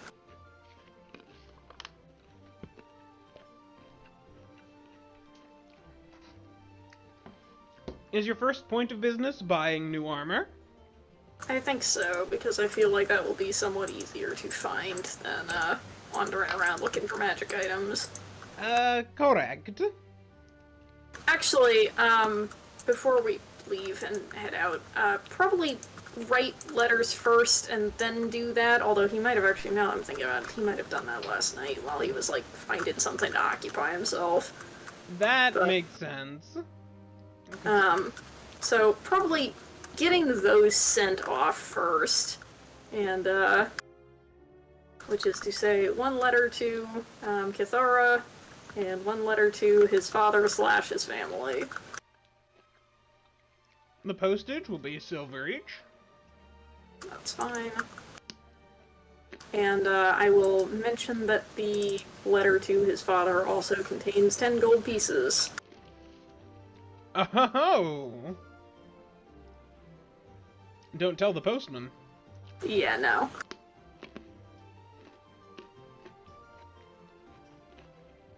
That's very sweet of him. Let me actually send you that, because I think I did finish that letter. I got the one to It's a lot shorter than the one to Kithara, so... I did see the one to Cathara. I haven't seen the one to his dad. No. I think it's because I stopped a couple of times midway through writing it.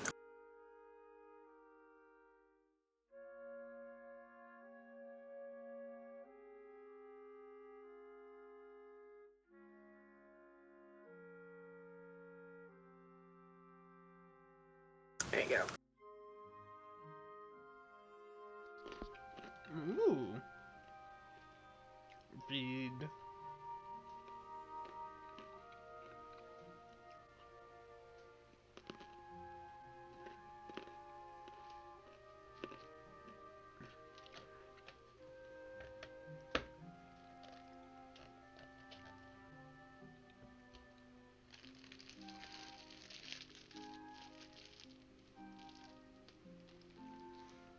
Oh, that's really sweet. Also still interesting because what is their dynamic? But Yeah, complicated. Complicated is what their dynamic is. because his dad was like, I'm trying, but this wasn't the Yeah. plan. Yeah, they tried, but they, like, him and his wife both tried, but didn't really know what they were doing. His dad did not plan on, like, raising him. And he was not the easiest of children. But No. for several reasons, only some of which were not his fault. So yeah, things are a little bit complicated there, but it's strained but overall positive, I would say. There's a reason that he calls Izala and not stepmother, though, in this letter. Or just mom. Like, there's a reason that he does not title her. I mean, to be fair, stepmother would arguably be worse. Or at least it absolutely could be. It's like that one, there's like a Reddit post somewhere that's like, do I call my, it's like, my mom just got married again, do I call him dad or stepdad or what? Or his name or what? And after a while of discussion, they were like, it seems that the resolution of the subreddit is, it depends on how I feel about him, so he will be Mr. X to me for the time being.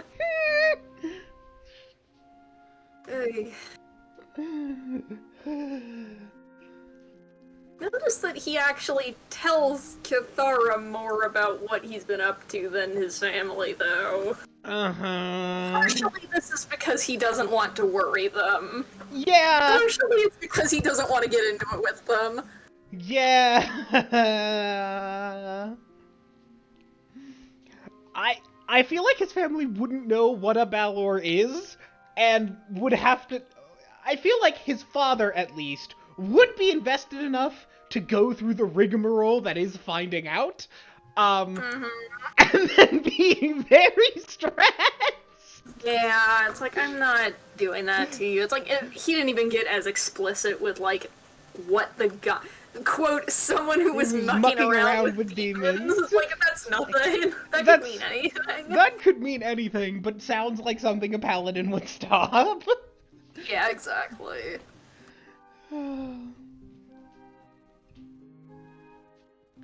Well, you can post both of those letters, and you will receive a response someday. Probably. Okay.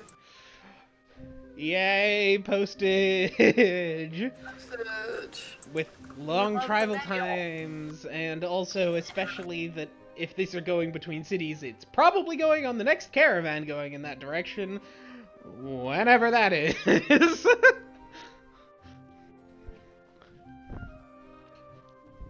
It's fine. Don't even worry about it.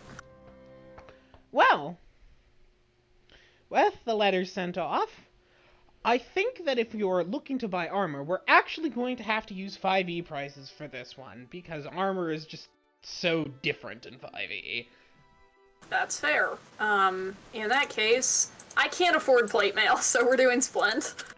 How much is plate mail? I think it's like 1,500 or something stupid. Let me look, hang on. I mean, plate mail... In 3.5, a full plate is actually listed on the level 1 magic items table. Because it is about as expensive.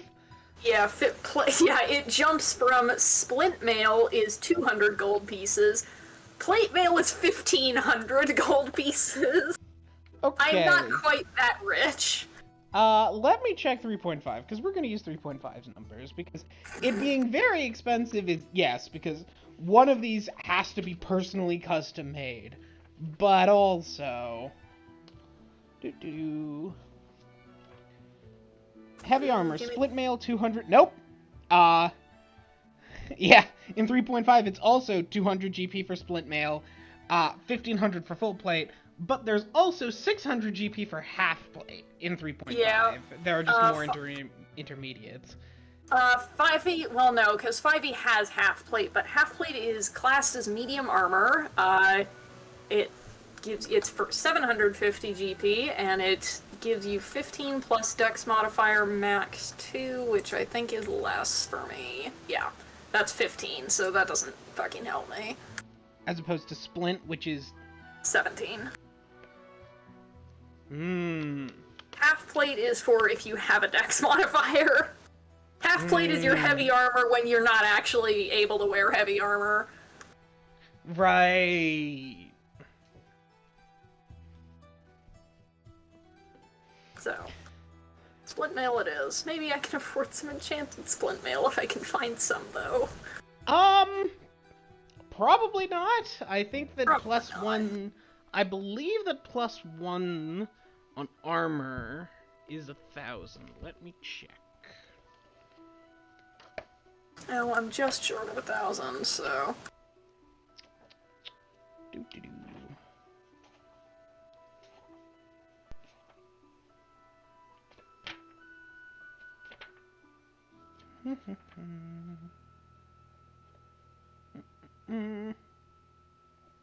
Yeah, it's round about 1,000. Is a plus 1 enchantment. Okay, so no, I cannot. At which point, you're probably better off getting full plate, because the first level of full plate is more expensive, but... It can't be nullified temporarily by a dispel magic. Neither can items. Oh, well. But better to start at full plate and then upgrade it from there.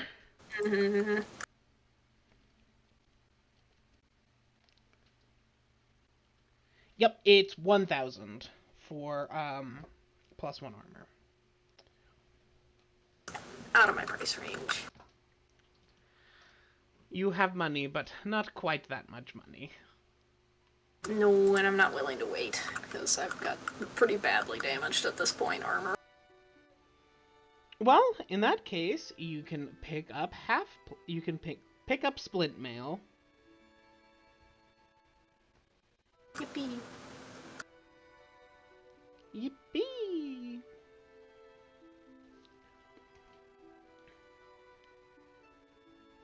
Can I, Can I sell my, my fairly ruined chainmail for scrap? Or for repair and resale, as they prefer? Sure. How much does chainmail run you in 5e? 75. Alright, you can sell that for...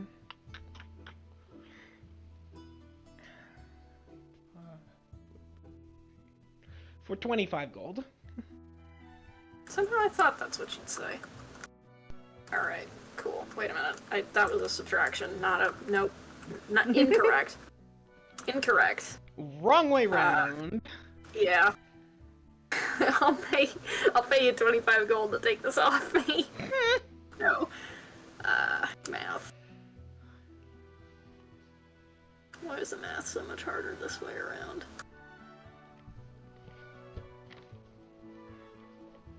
Figured it out. Alright, okay.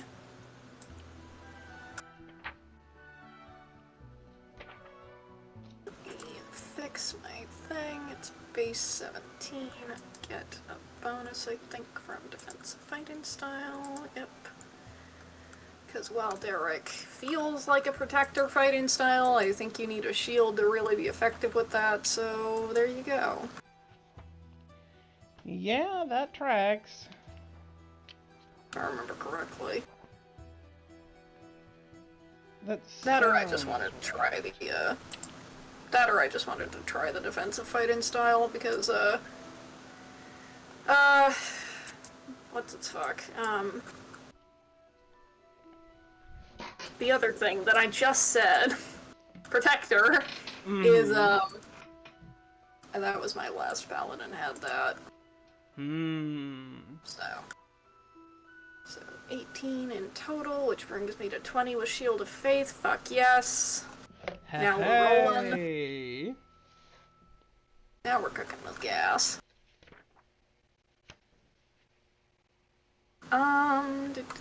Is there anything else that I wanted to get? I don't remember. I don't think so.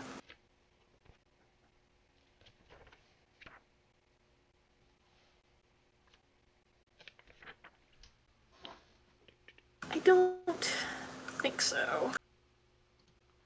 All right. I know that you were interested in getting a sending stone. Yes, I am assuming that I would find that wherever other magic items are found. Indeed.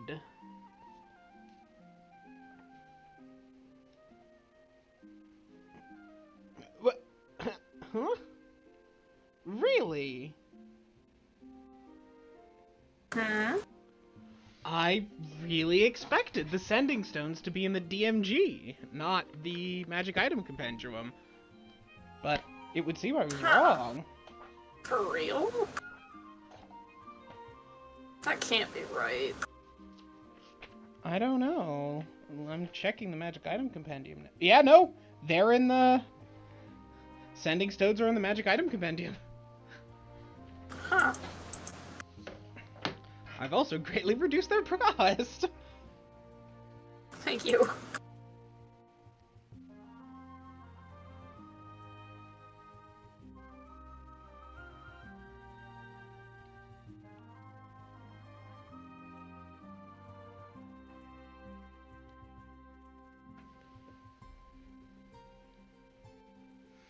Well,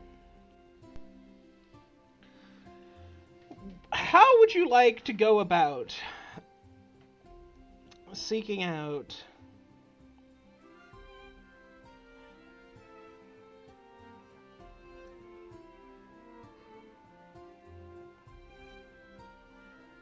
Well, I figure this is going to be a kind of odd-looking shop, just like statistically speaking, because that's what people who sell magic things are like. That's what people who do magic are like, whether or not they actually do it themselves. And probably on the richer end of the market, not necessarily in the hoity-toity district, because adventurers are the ones who buy magic items, but it has to, like, richer end of the market because it's expensive. So that kind of narrows it down. And from there, probably I'll start by asking the person I'm buying the armor from, because I am already buying something from them, so they're predisposed to helping me, and I'm already in a conversation with them. So... Okay.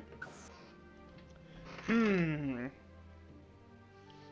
you wanted magic armor, they know a dwarf, but that's just for magic armor. If you're trying to look for magic items, I don't know. Try a wizard, maybe? Fair enough.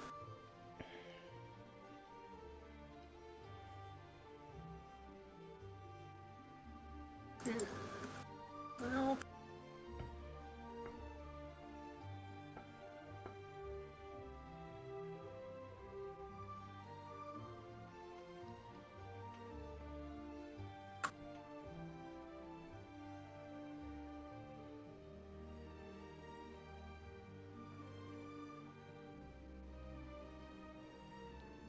Well...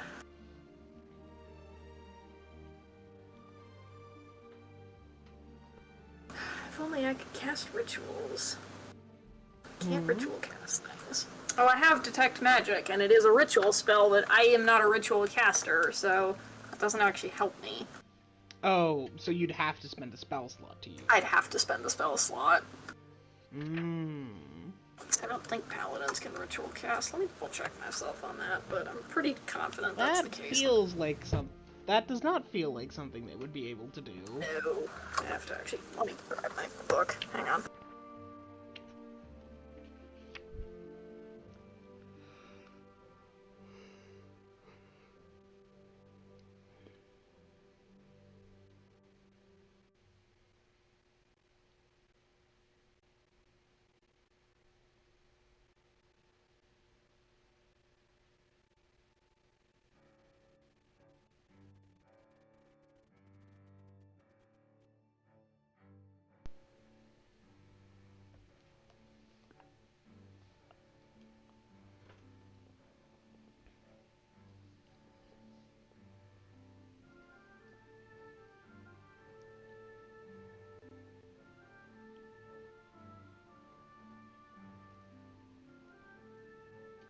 No, paladins cannot ritual cast.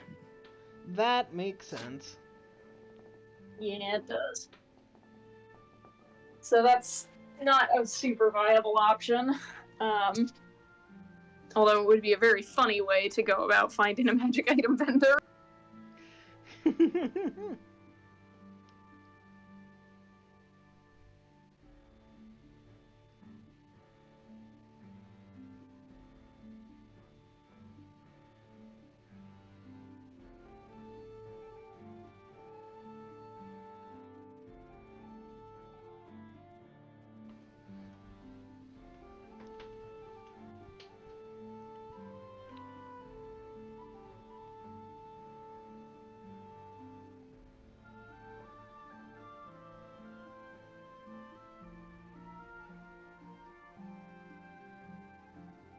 Well, I need directions from someone because I don't feel like just wandering. I feel like this is a niche enough thing that just wandering is not gonna do it. So, what other places are people who buy? What other kinds of shops are people who buy magic items liable to frequent?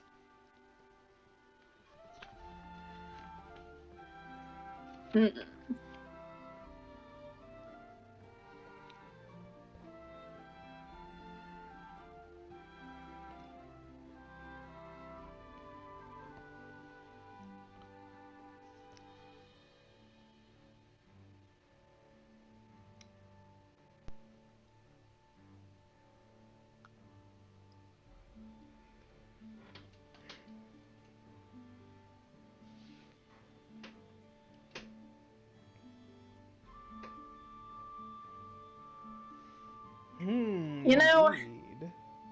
I think this might be a start in the, like, luxuries area and start walking.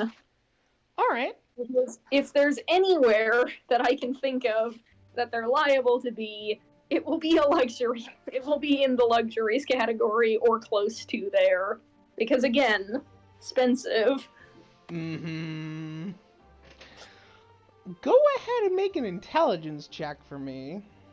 Oh, good. The thing I'm good at.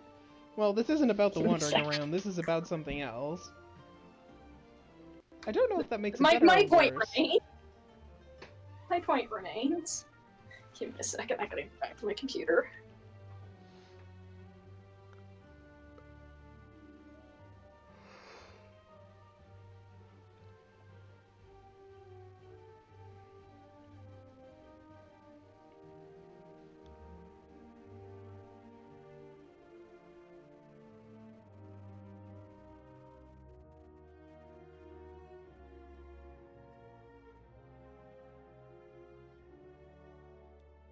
Oh wow, 18.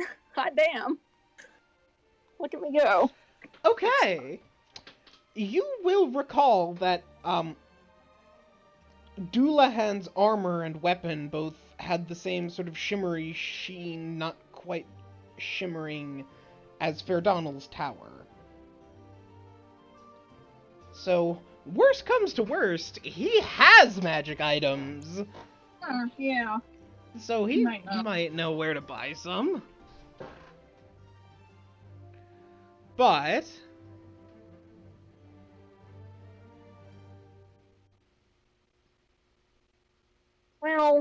then I think I'll keep that in my back pocket for the moment. In the meantime, though, go ahead and give me a persuasion check, as that's the closest we've got for looking around and trying to find a shop. Persuasion or perception? Persuasion, because it's charisma based. Good, I'd rather it be persuasion.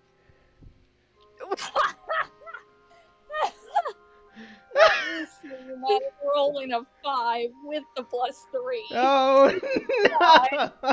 Come on. You want to die? Oh, no. My half-orc prejudice is getting me again. God damn it. It is, because no one's coming to help. Right. Unfortunately, as you go around the luxury district, you get distracted a bit by Penance going, "Ooh, that would look nice on a wall!" And going in and finding some knickknacks for some decor, as you did need to decorate the house, huh? Yeah. It's like gently on the expenses when we're going to get magic items. Those are expensive. I know this in my heart, and I just dropped 200 gold. Like, gently on the expenses. We're going to get magic items, and I know those are expensive, and I just dropped 200 gold. She doesn't go for anything lavish, but she does go around and here in the moderately expensive district finding like, oh, this is a thing that would be nice. And, oh, wait, we need to get me a dress for the ball, don't we? Aren't you gonna bring something from home? Oh, yeah. Yeah. I mean, not that I'm opposed, just... Well, no, those would be much more comfortable. I had just forgotten that I'm gonna need to pick one up. I can do that pretty quick, though. Alright. Yeah, don't... If you want to get something new, that's fine. I just thought it might be more comfortable. The silk here is nice, but it's not as comfortable. And besides, having to explain my somewhat odd requirements, it's just better if we don't. You get a bit caught up in watching Penance enjoy herself and taking you shopping. And manage to go all the way until you find yourselves at a lunch cafe and realize that you have made absolutely no progress on trying to find a magic item shop. Instead, you've just been enjoying a day out on the town with Penance. That's okay, I can live with that. It's not like this is urgent. Not like this is urgent, so...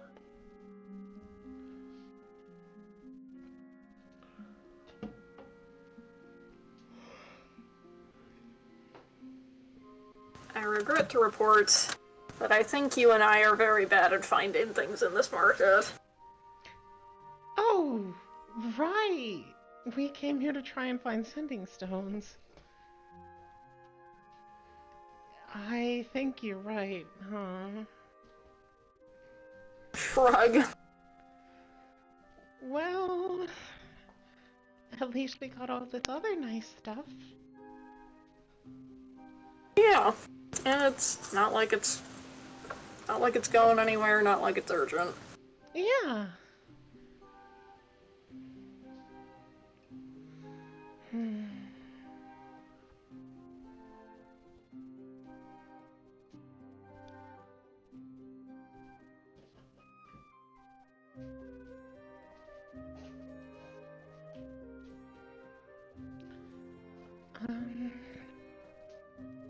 Go ahead and spend 3 gold, by the way, on a quite nice assortment, as Penance is good at picking them, of items for the house. Furnishing, decorations, the like. Hell yeah. Do you want to try looking again after we finish, or?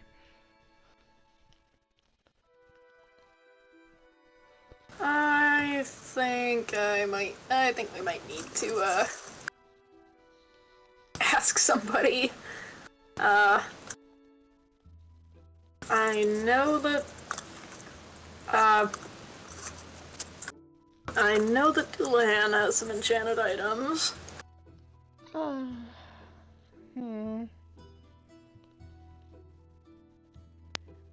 I guess it would make sense to ask him.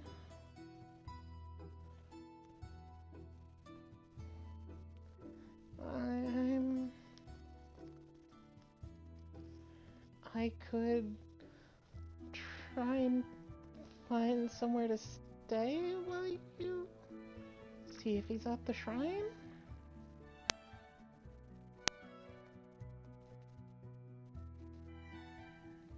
Well, yeah, that's probably the easiest thing.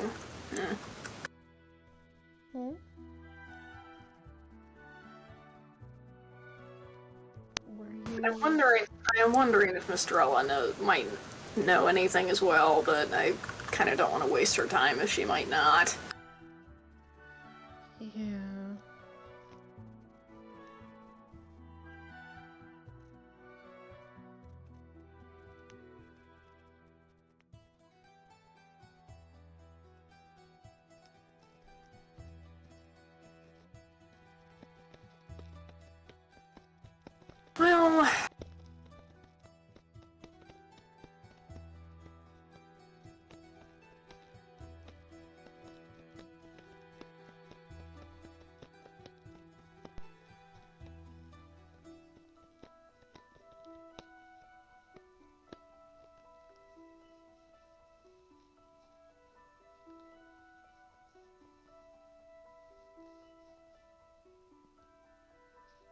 Well, you want to,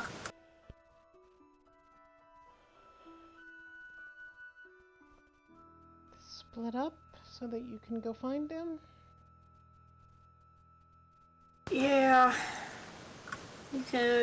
you could probably just hang out here if you wanted. Yeah, I'll wait here. Alright.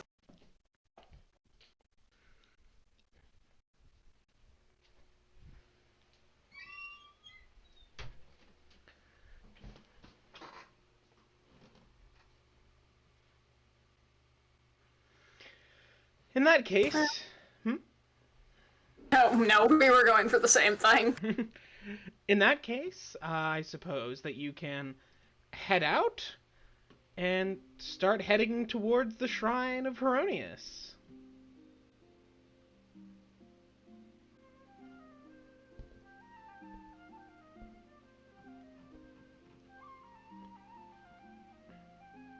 Which at least I know where it fucking is. Yup, you can get there pretty quickly, and with luck, you actually can see Dullahan outside. Oh no. Ain't that convenient. As it seems you've caught him on his way out.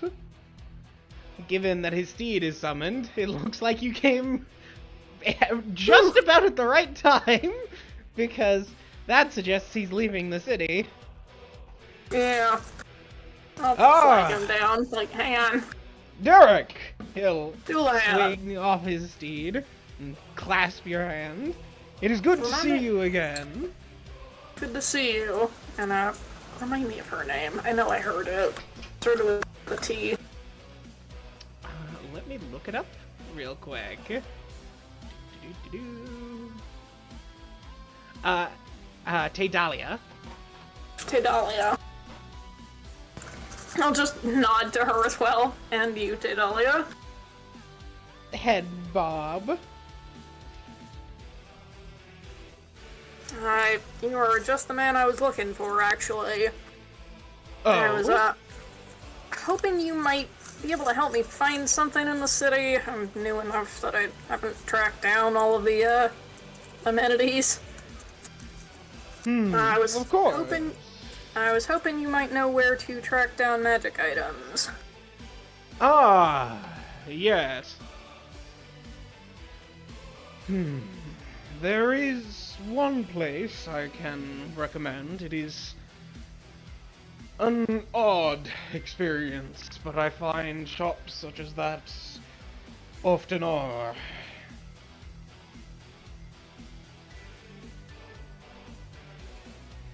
It's... I can handle odd. Proprietor is a...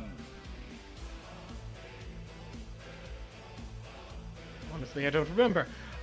They have scales and wings. I don't usually see both at once. No, they're half dragon. Oh. Apparently, they're the child of some great bronze dragon off at the coast. I, unfortunately, cannot remember if they are man or woman. Well... I could not distinguish the build. Shrug. Their stock comes from their mother's hoard, I believe. Fascinating. I wonder how they convince her to part with any of it. For money. That is why they insist on the bargain. From what I hear, there are some. They have some of their siblings in other cities as well.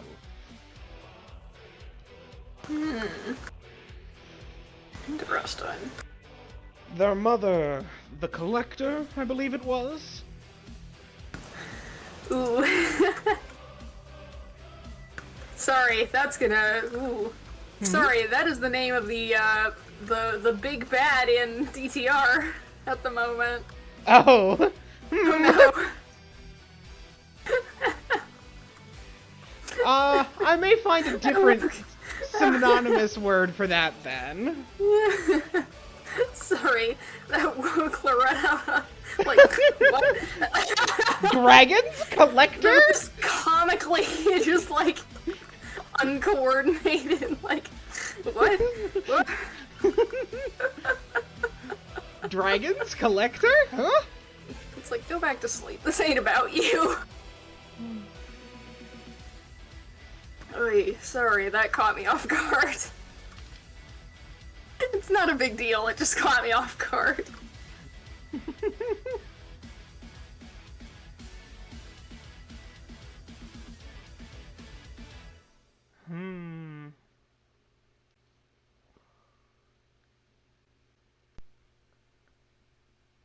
It's payback for Cordelia. It's payback for Cordelia being named what she is by accident.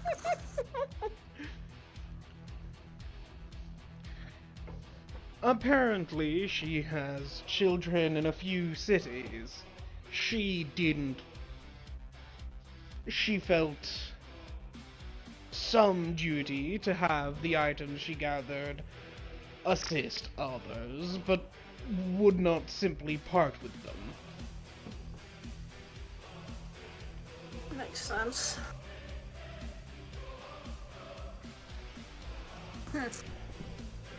Their prices are fair, but rarely very negotiable.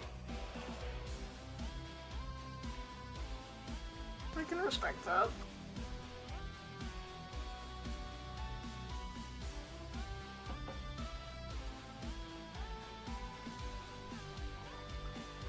Well, did you point me in the right direction? Excuse me, point me in the right direction? Of course. He will give you directions.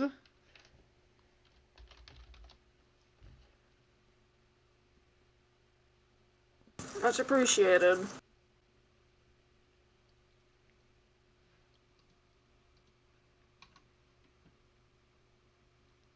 You, headed out of town again? Yes, I have heard of another threat. There's some foul druid, apparently, gathering the beasts of the wilds in an attempt to attack farms or some such. Regardless, the animals have been moving with far more intent than expected.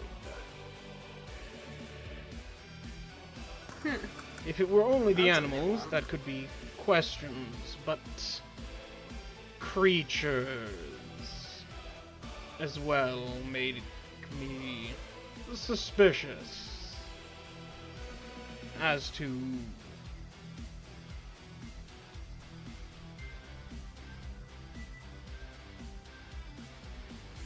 the controller of this swarm.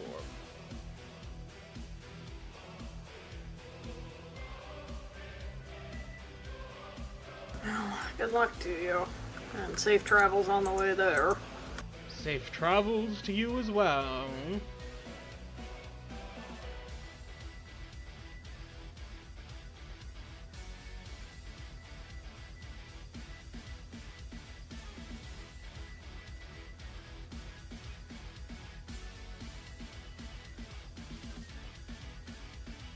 Well, I'll let him go and go ahead and take off myself. All right. Nice. Nice indeed.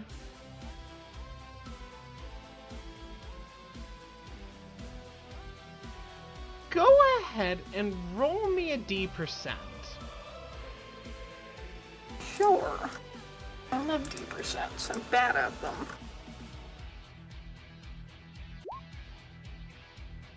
Oh, that wasn't terrible. 39. Okay.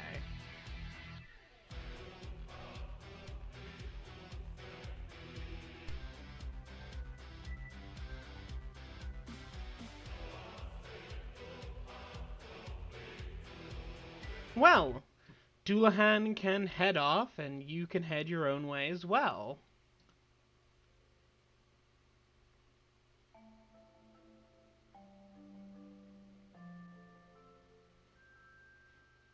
Well, I'll head back to the cafe to pick up penance. You're back. I am, and I have directions. That's wonderful to hear. Ever met a half-dragon? No. Well, we're gonna.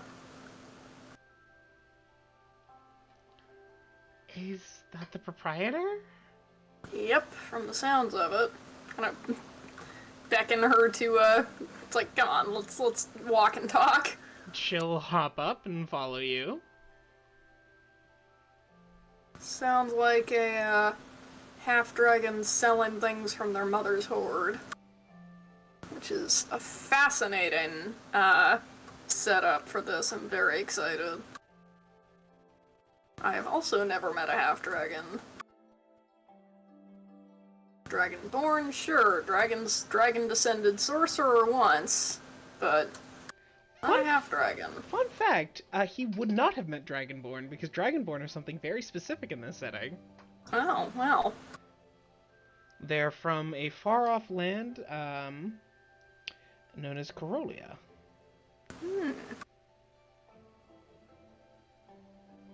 Fascinating. Well, forget I said it then. Yes. I'll let you know, I'll tell you this much, just to pique your interest, because they're not a part of this part of the setting. They aren't a natural species. Now, I know in regular 3.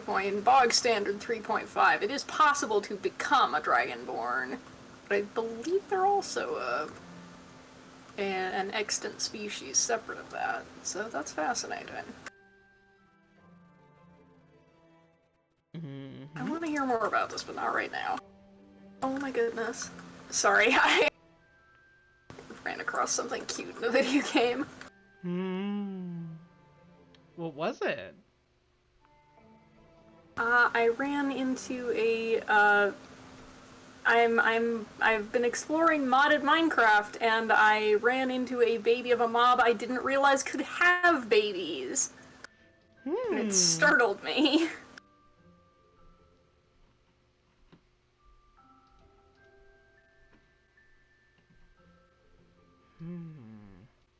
This is something that deserves its own music. I'm trying to think.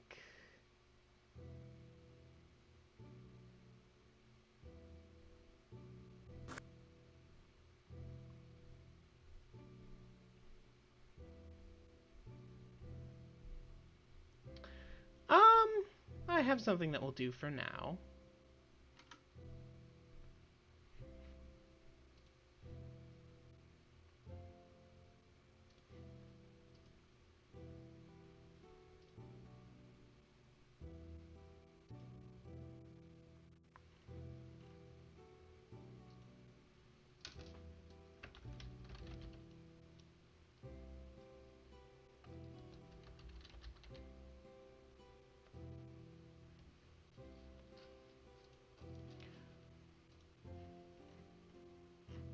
All right.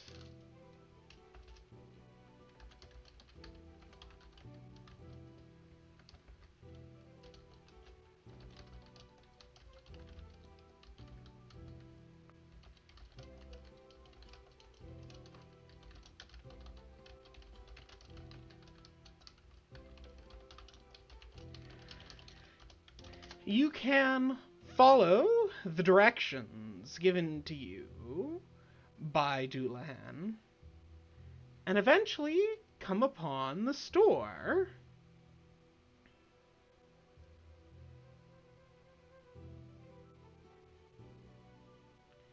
It's a moderate-sized building indeed in the luxury district, with the walls of the building colored in bronze, and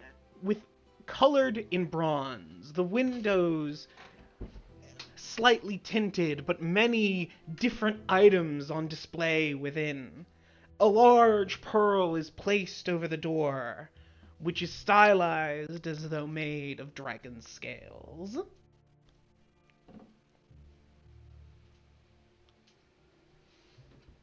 Really leaning into the aesthetic, huh?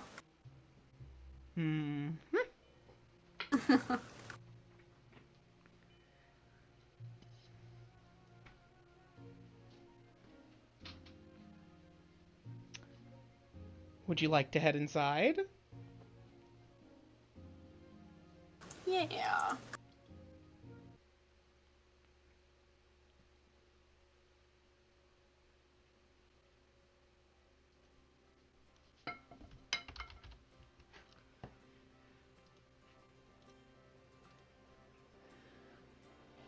You can step inside to be greeted by the faint smell of the ocean. A curtain near the back with a figure moving behind it, as well as various items scattered throughout. Different glass items, robes, crystal balls, weapons, armor, shields, potions, scrolls. Before your eyes, a few of them turn from one to another, and at one point, Penance somewhat suspiciously walks up to one and attempts to touch it, to find her hand shifting through through fog, almost, in where the previously solid appearing item used to be. With your eye caught on to the trick, you can see the faint movement, easily hidden by the shimmer of these magic items, that denotes their semi-present essence.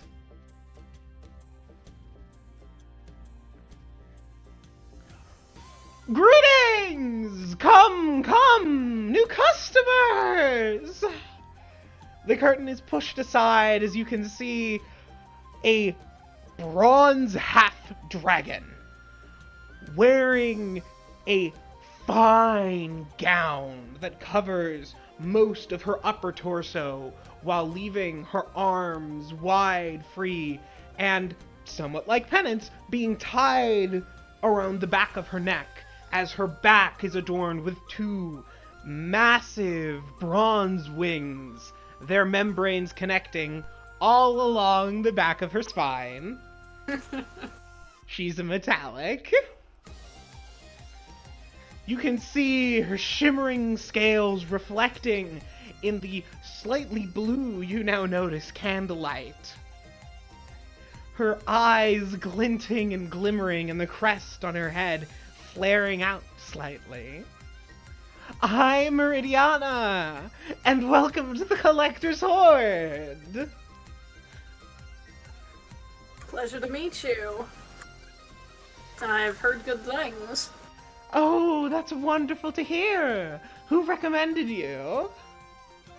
Sir Doulahan out of the Shrine of Erroneous. Ah, he is a fine customer. Hard to entice, as he has quite specific tastes, but a fine, fine customer. What brings you here, Sir Knight? Well, we're in the market for some magic items. I've come into some funds recently, so I thought I might as well come looking. See what you have in stock. I have the greatest selection of any you will find this side or the other of the sands.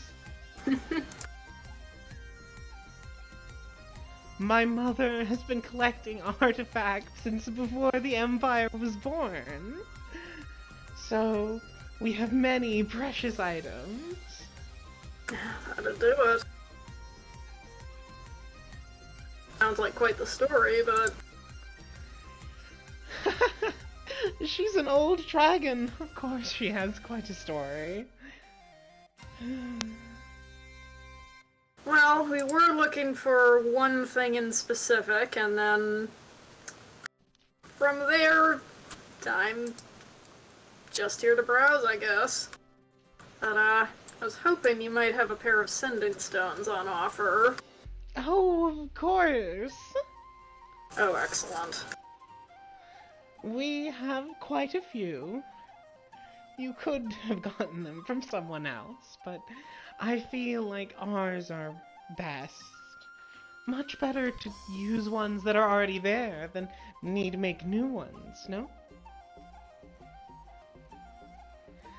That said, my mother is a dragon, and while she is benevolent, you know how they are.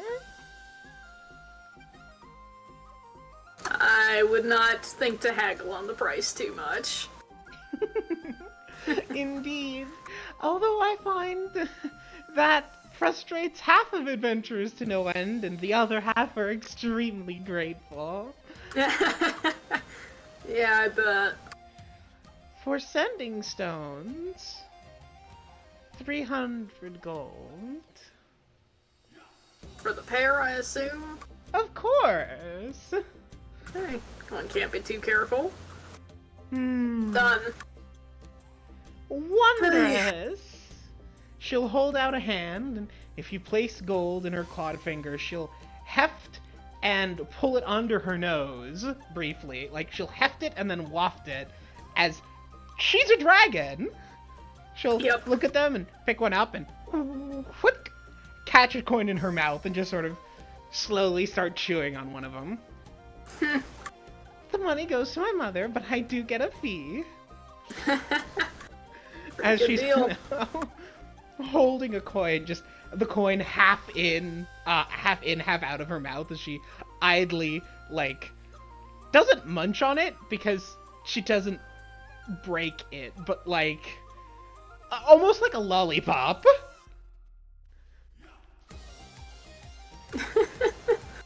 I love her. She will then reach into a nearby display, which turns to a pair of sending stones, and as she does, you can see the fog condense around her hand, and then she grasps the sending stones and pulls them out, and as she does, the fog peels away to reveal the two sending stones in her hand.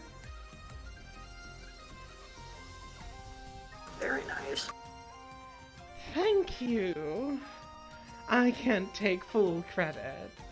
It is, well, of my mother and great sister's design, but this way we can have anything from the Horde anywhere and need not worry about theft.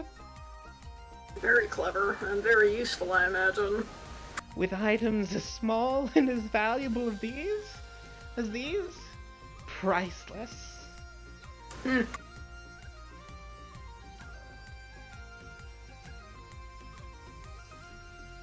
For the pair, she will hold out a set.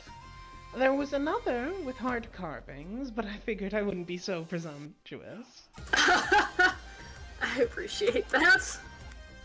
She will hold out a somewhat large talent hand, holding the 2 sending stones for you and Penance to grab.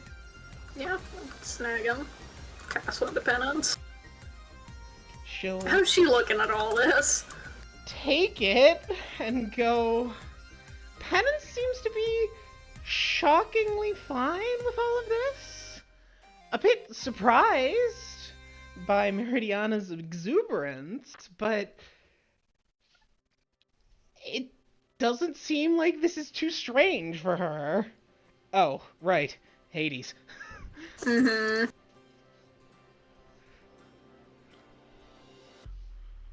She You said 300 for the pair? indeed. Okay, just double checking.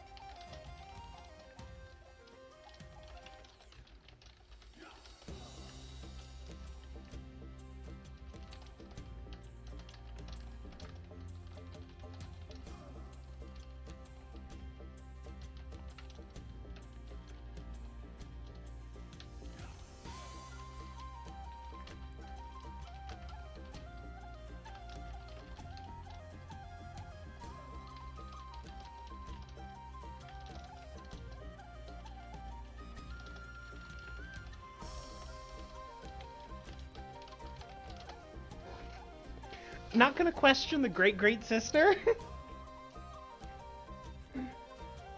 Not openly, no. Well, with those 2 sorted, if you're here to browse, then I suppose there are 2 ways we could go about it. We can either go through the aspirational method or the acquisition method. Elaborate. Well, either you can tell me what you're interested in, and I can show you a wide array of options in those class.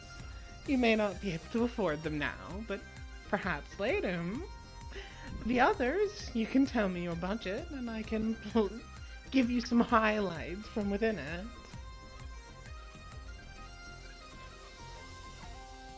Probably smarter to go with the latter.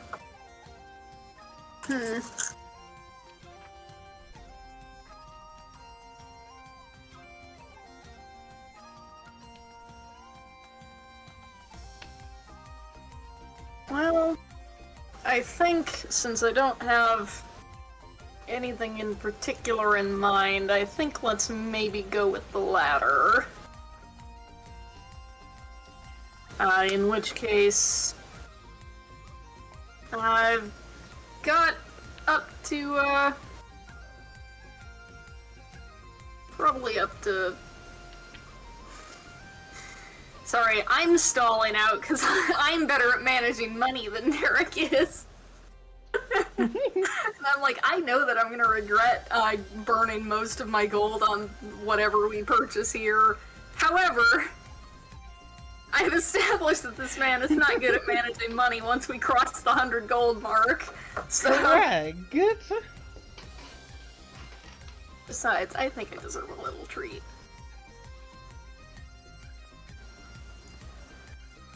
Probably up to 350 gold for most things. You might be able to talk me up to 400 if you got something really special.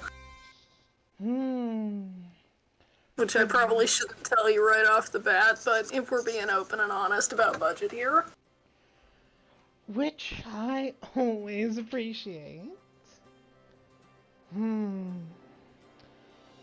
With that, for the most part, I have consumables. But I do have one thing which may be of interest to the pair of you. Something old enough you'd certainly not find it anywhere else. Eyebrow raise?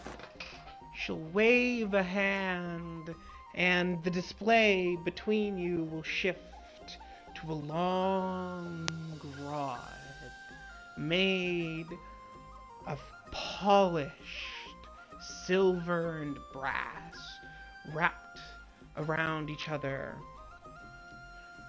tipped with a shimmering opalescent but pink stone, set with a much smaller red one below it.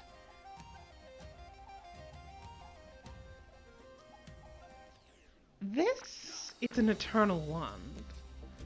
There are many of various levels.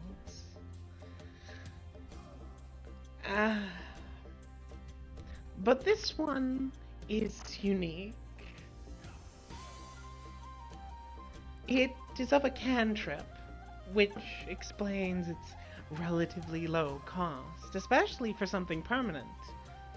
But it has unique value, as the spell contained within is prestidigitation.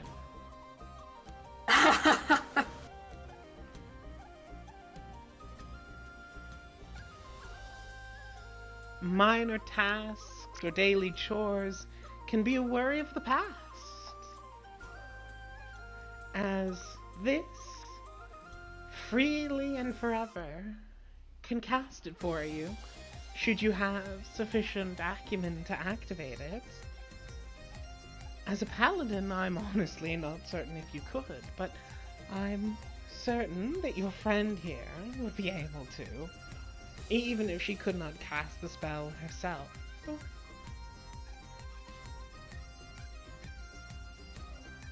Kind of tilts his head slightly, like that's an interesting thing to say, but isn't gonna openly question it. Derek, go ahead and make an Arcana check for me to see if you have any idea how wands work. Sure. 15. Not bad. Okay. So this is interesting for two reasons. Well, the reason probably why she called out Penance specifically is that normally wands only let you cast things that are on your spell list. They are spell completion items.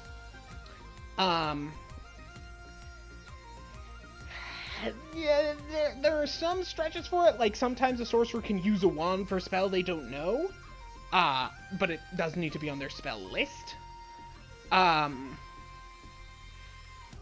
So she's suggesting that Penance's spells are close enough that she could probably finish it, even if she wouldn't normally be able to cast Prestidigitation, because she does have enough arcane spell likes.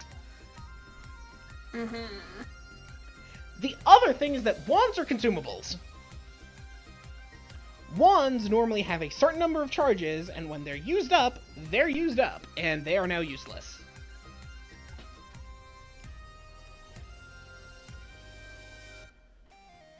The main advantage of wands is that they are, by that same nature, quite spammable. It's got 50 charges, and it does not care, unlike stabs, for example, it does not care when you use them. If you say, I didn't ask how expensive it was. I said I cast 25 fireballs. The wand will let you. You'll use up half your wand in the process, but it'll let you.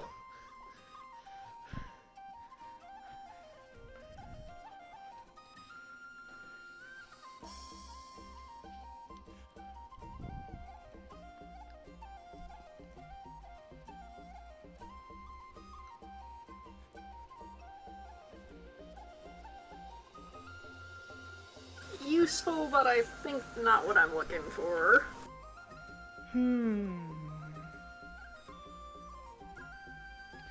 Well,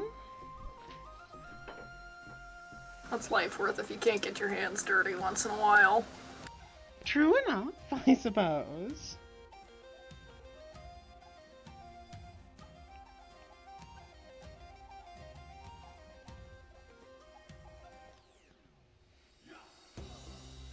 Actually, sorry, I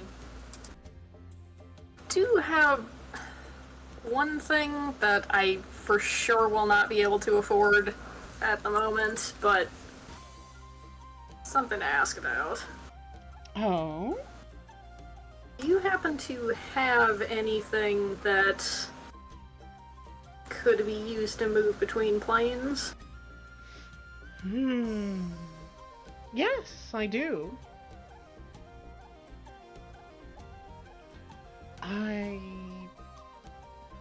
Are you interested in traveling once? Or going on a grand adventure? I have the Plane Master's amulet. She waves a hand, and before you appears a large necklace filled with many, many beads. A circle all the way around, each bead a large disc, orb almost. Orb-like almost, in that they're transparent, and you can see something moving and swirling within. But I suspect that is both outside your range and your needs.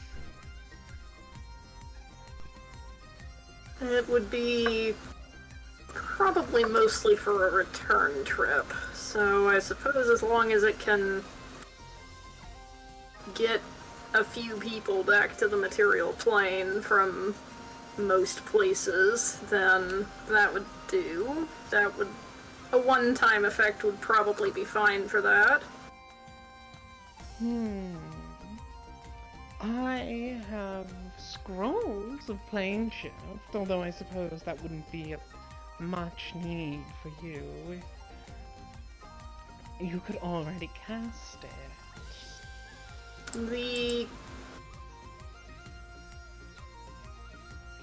I have anchoring orbs. They're modestly expensive, 600 apiece, but when crushed will return the user to their home plane. They're valued as an emergency method of escape.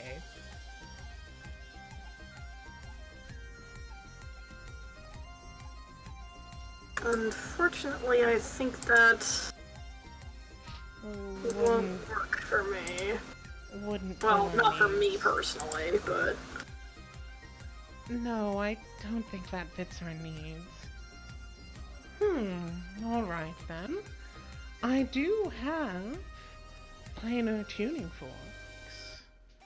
Spell of foci used enough times and imbued with enough energy of the passage that they became capable of producing the plane shifting themselves, though only to a specific destination or back.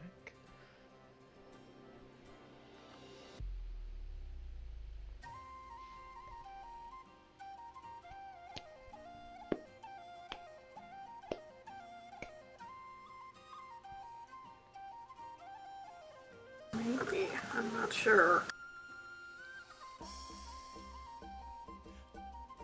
You recall Fair Donald's warning about how anything that picks someone up and then just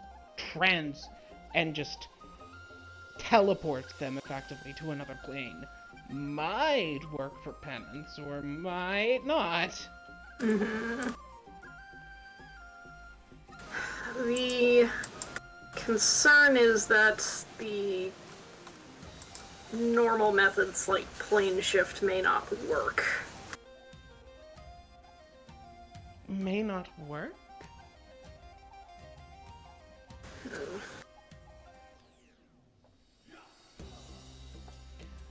We're trying to bring an outsider to the material plane. They're being held somewhere, and we wish to free them.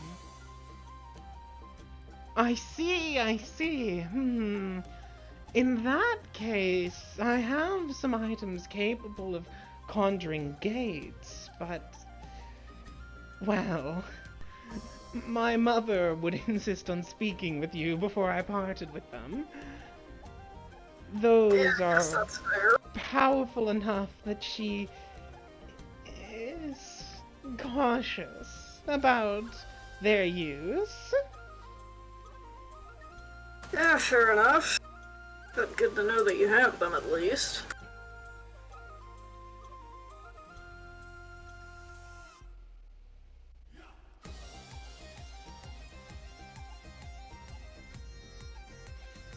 If you're interested in picking something up now, I have some things much smaller, but of interest to a traveler such as yourself.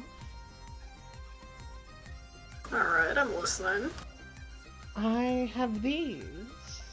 She will wave her hands as in two of the mistful displays beside her, in one there is a mug. Let me get their descriptions exactly.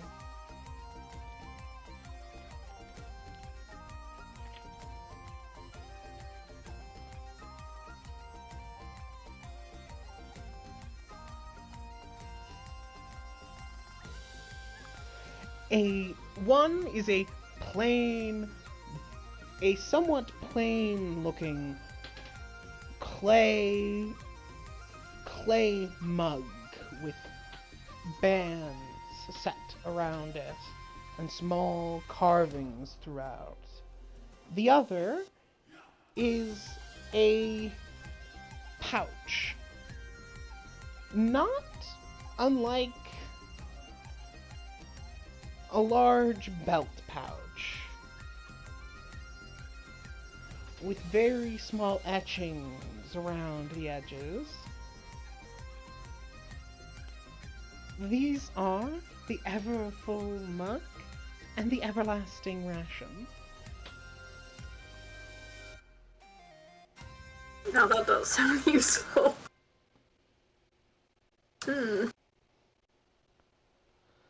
The mug... Oh, go on. The mug, thrice a day, can fill with water, ale, or cheap wine, whereas the bag produces enough food to comfortably feed someone your size per day. The food is crisp, somewhat bland. It is trail rations, but they do not taste like created or conjured foods. The gods. $2.50 and $3.50.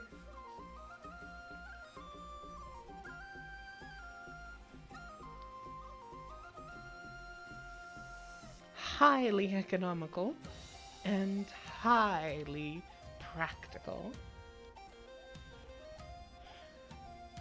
Very much so. I like to think of them as wonderful starting points into the world of magic items, because they're very accessible and can so easily and cleanly solve one of your pressing needs. Never worry about finding or being trapped without a water source, or cease needing to delay your travels with hunts.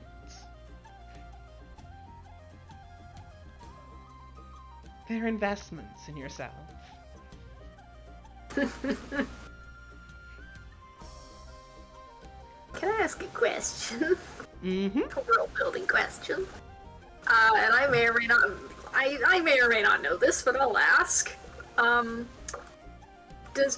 would purify food and water, make, like, meat from an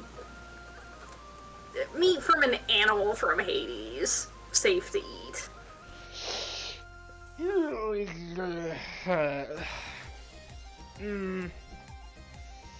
Maybe. It depends how fiendish the animal was. Okay.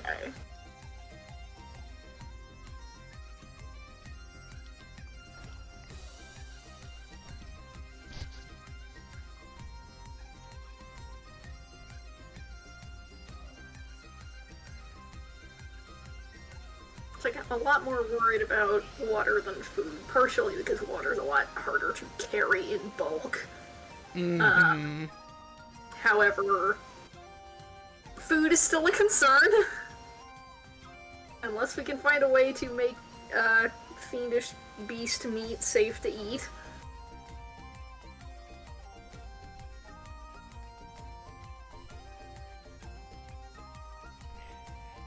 And also, fiendish beasts wouldn't go down easy. No.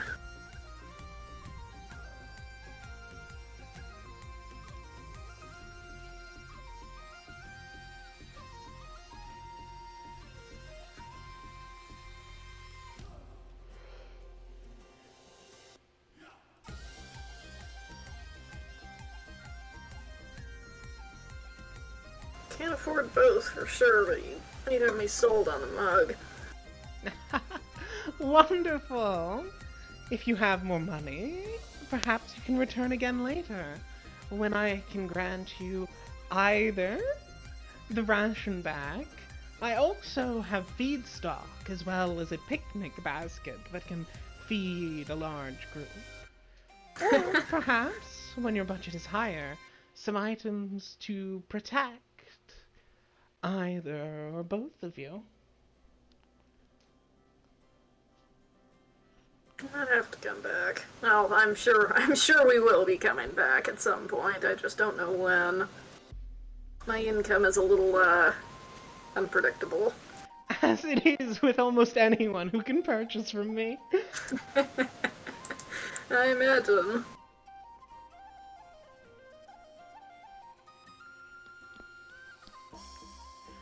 It's not every day someone stumbles across a dragon's hoard or something that could be exchanged for one. No, I'm certainly not a dragon's hoard that can be exchanged from so readily. Yes. Like I said, my mother is quite magnanimous. I'll say. Had my share of encounters with less agreeable dragons, let's say. Oh? And once was enough. Now that is quite interesting to hear. Pray tell, who did you encounter? Is that really just how much of interest is that for you? If you're attached, I can see you have a connection with dragons, and especially dangerous ones. Information on them is not easy to come by. You have quite the clever companion. Were the voices distinguishable enough to figure out what just happened there? Yes. Like, so... He's kind of like looking at her like, huh, that has not occurred to me.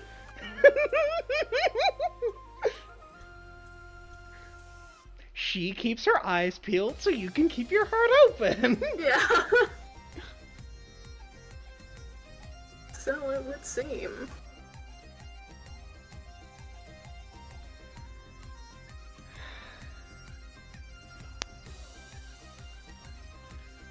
Perhaps tell me what you know, and I will reward you appropriately. glances at Penance like, is that cool by you? She'll nod like, sure, I'm gonna keep letting you take the lead on this one, because, I don't know, I'd never be cool with that in Hades, but like, bronze dragon almost certainly good aligned kind of deal, like... Mm-hmm.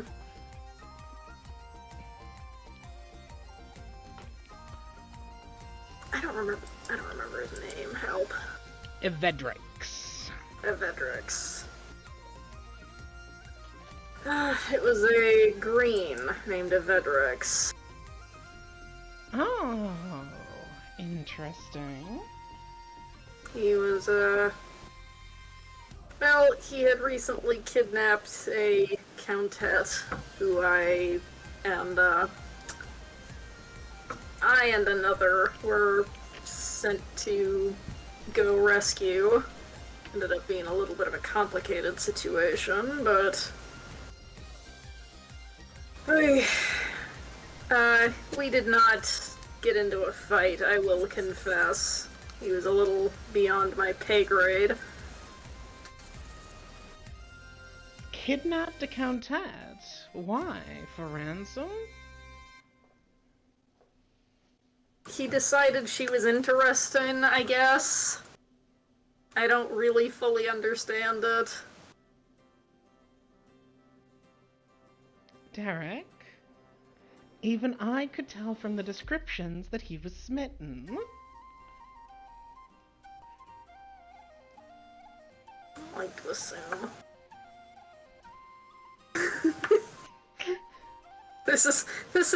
This is me having kind of forgotten many of the details. It's alright. Brain sieve. It's been a while. It has. Which, I suppose, tells you his age, at least to a degree. Wait, I suppose that it would, Where was this? Give her a location. At least a general location.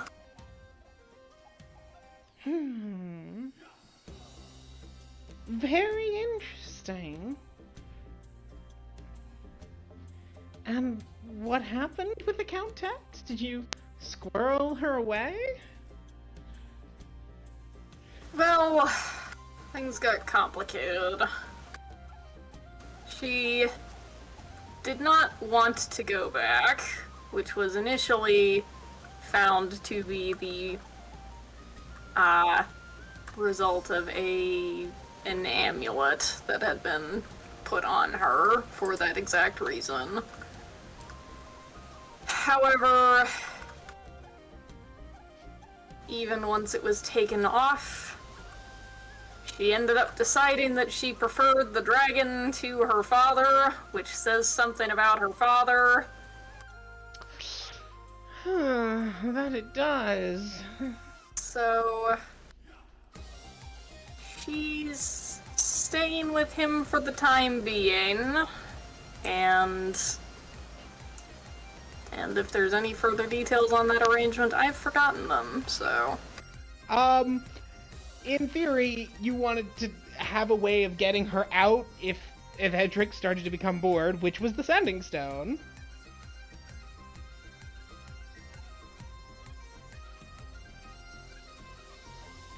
Because Katrina is able to ask for your help. Mm-hmm. Right.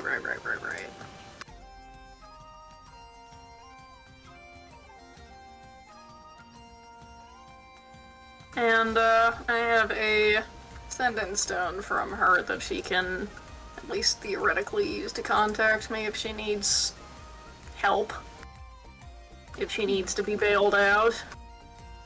I see. It's a little bit of a mess, I won't lie, but... And what I wasn't gonna kidnap her back if she didn't want to come, so... Also, Bedrick's walked in on us talking about it, so that complicated things a bit. I'm certain that it would. What color was Evedrix? Green. Ah, okay. I can see it then. I can see it. Oh? Why a green would do that?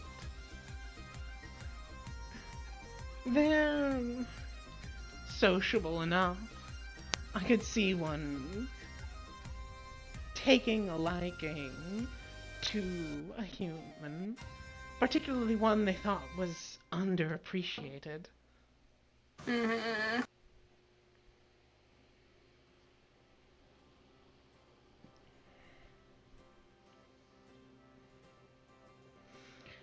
I may have some biases, but bronzes don't share our territory with any of the chromatics. So, we don't have strong feelings against any of them, unlike the other metallics. Well, that's probably helping my case here, so I suppose I'll be grateful for that for the moment. Oh no, it's not hurting your case at all. I totally understand what happened with you. It's the helping of Edrix's, I suppose. But, I'm certain my mother will be interested, though that he's using a name and not a title does tell us a decent amount about him.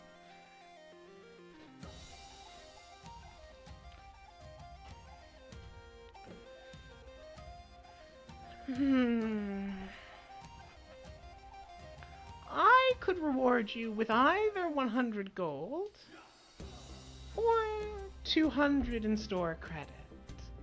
While that's much more variable than I normally can go, my mother appreciates information differently than she appreciates coin. I would take the, credits. I would gladly take some store credit. Wonderful! I suspect I'll be a repeat customer, so... Most wonderful. In that case, I'm glad to offer that to you. Would you like...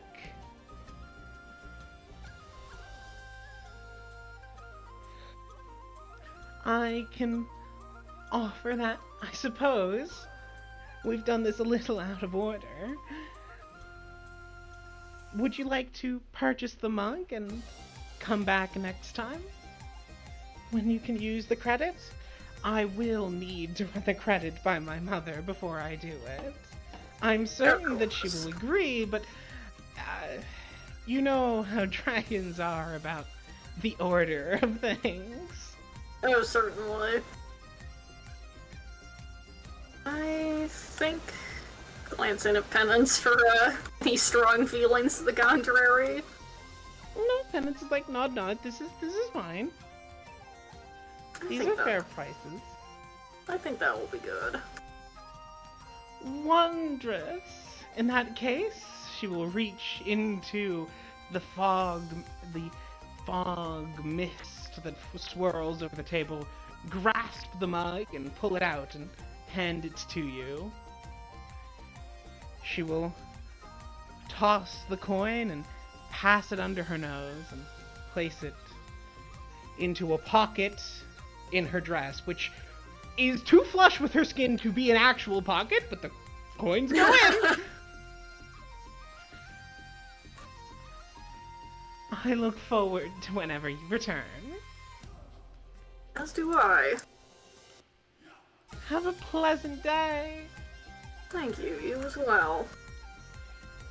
She will bid you farewell as you head out of the store and out onto the streets. When I can...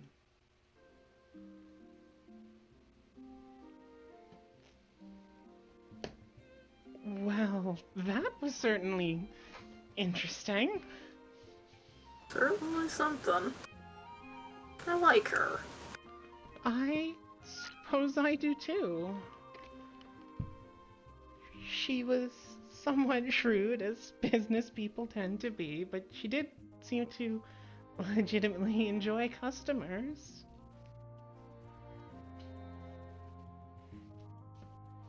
Yeah. I almost always end up liking the, air quotes, weirder shopkeeps. Yeah, I can see that. Does Fair Donald count as a shopkeep in this situation? Not even slightly, but I do like him.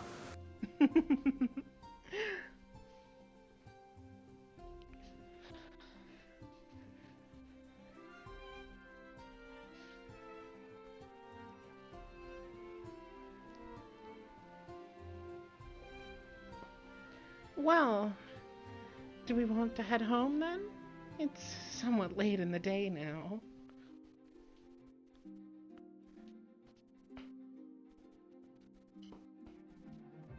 I think that's probably a good idea.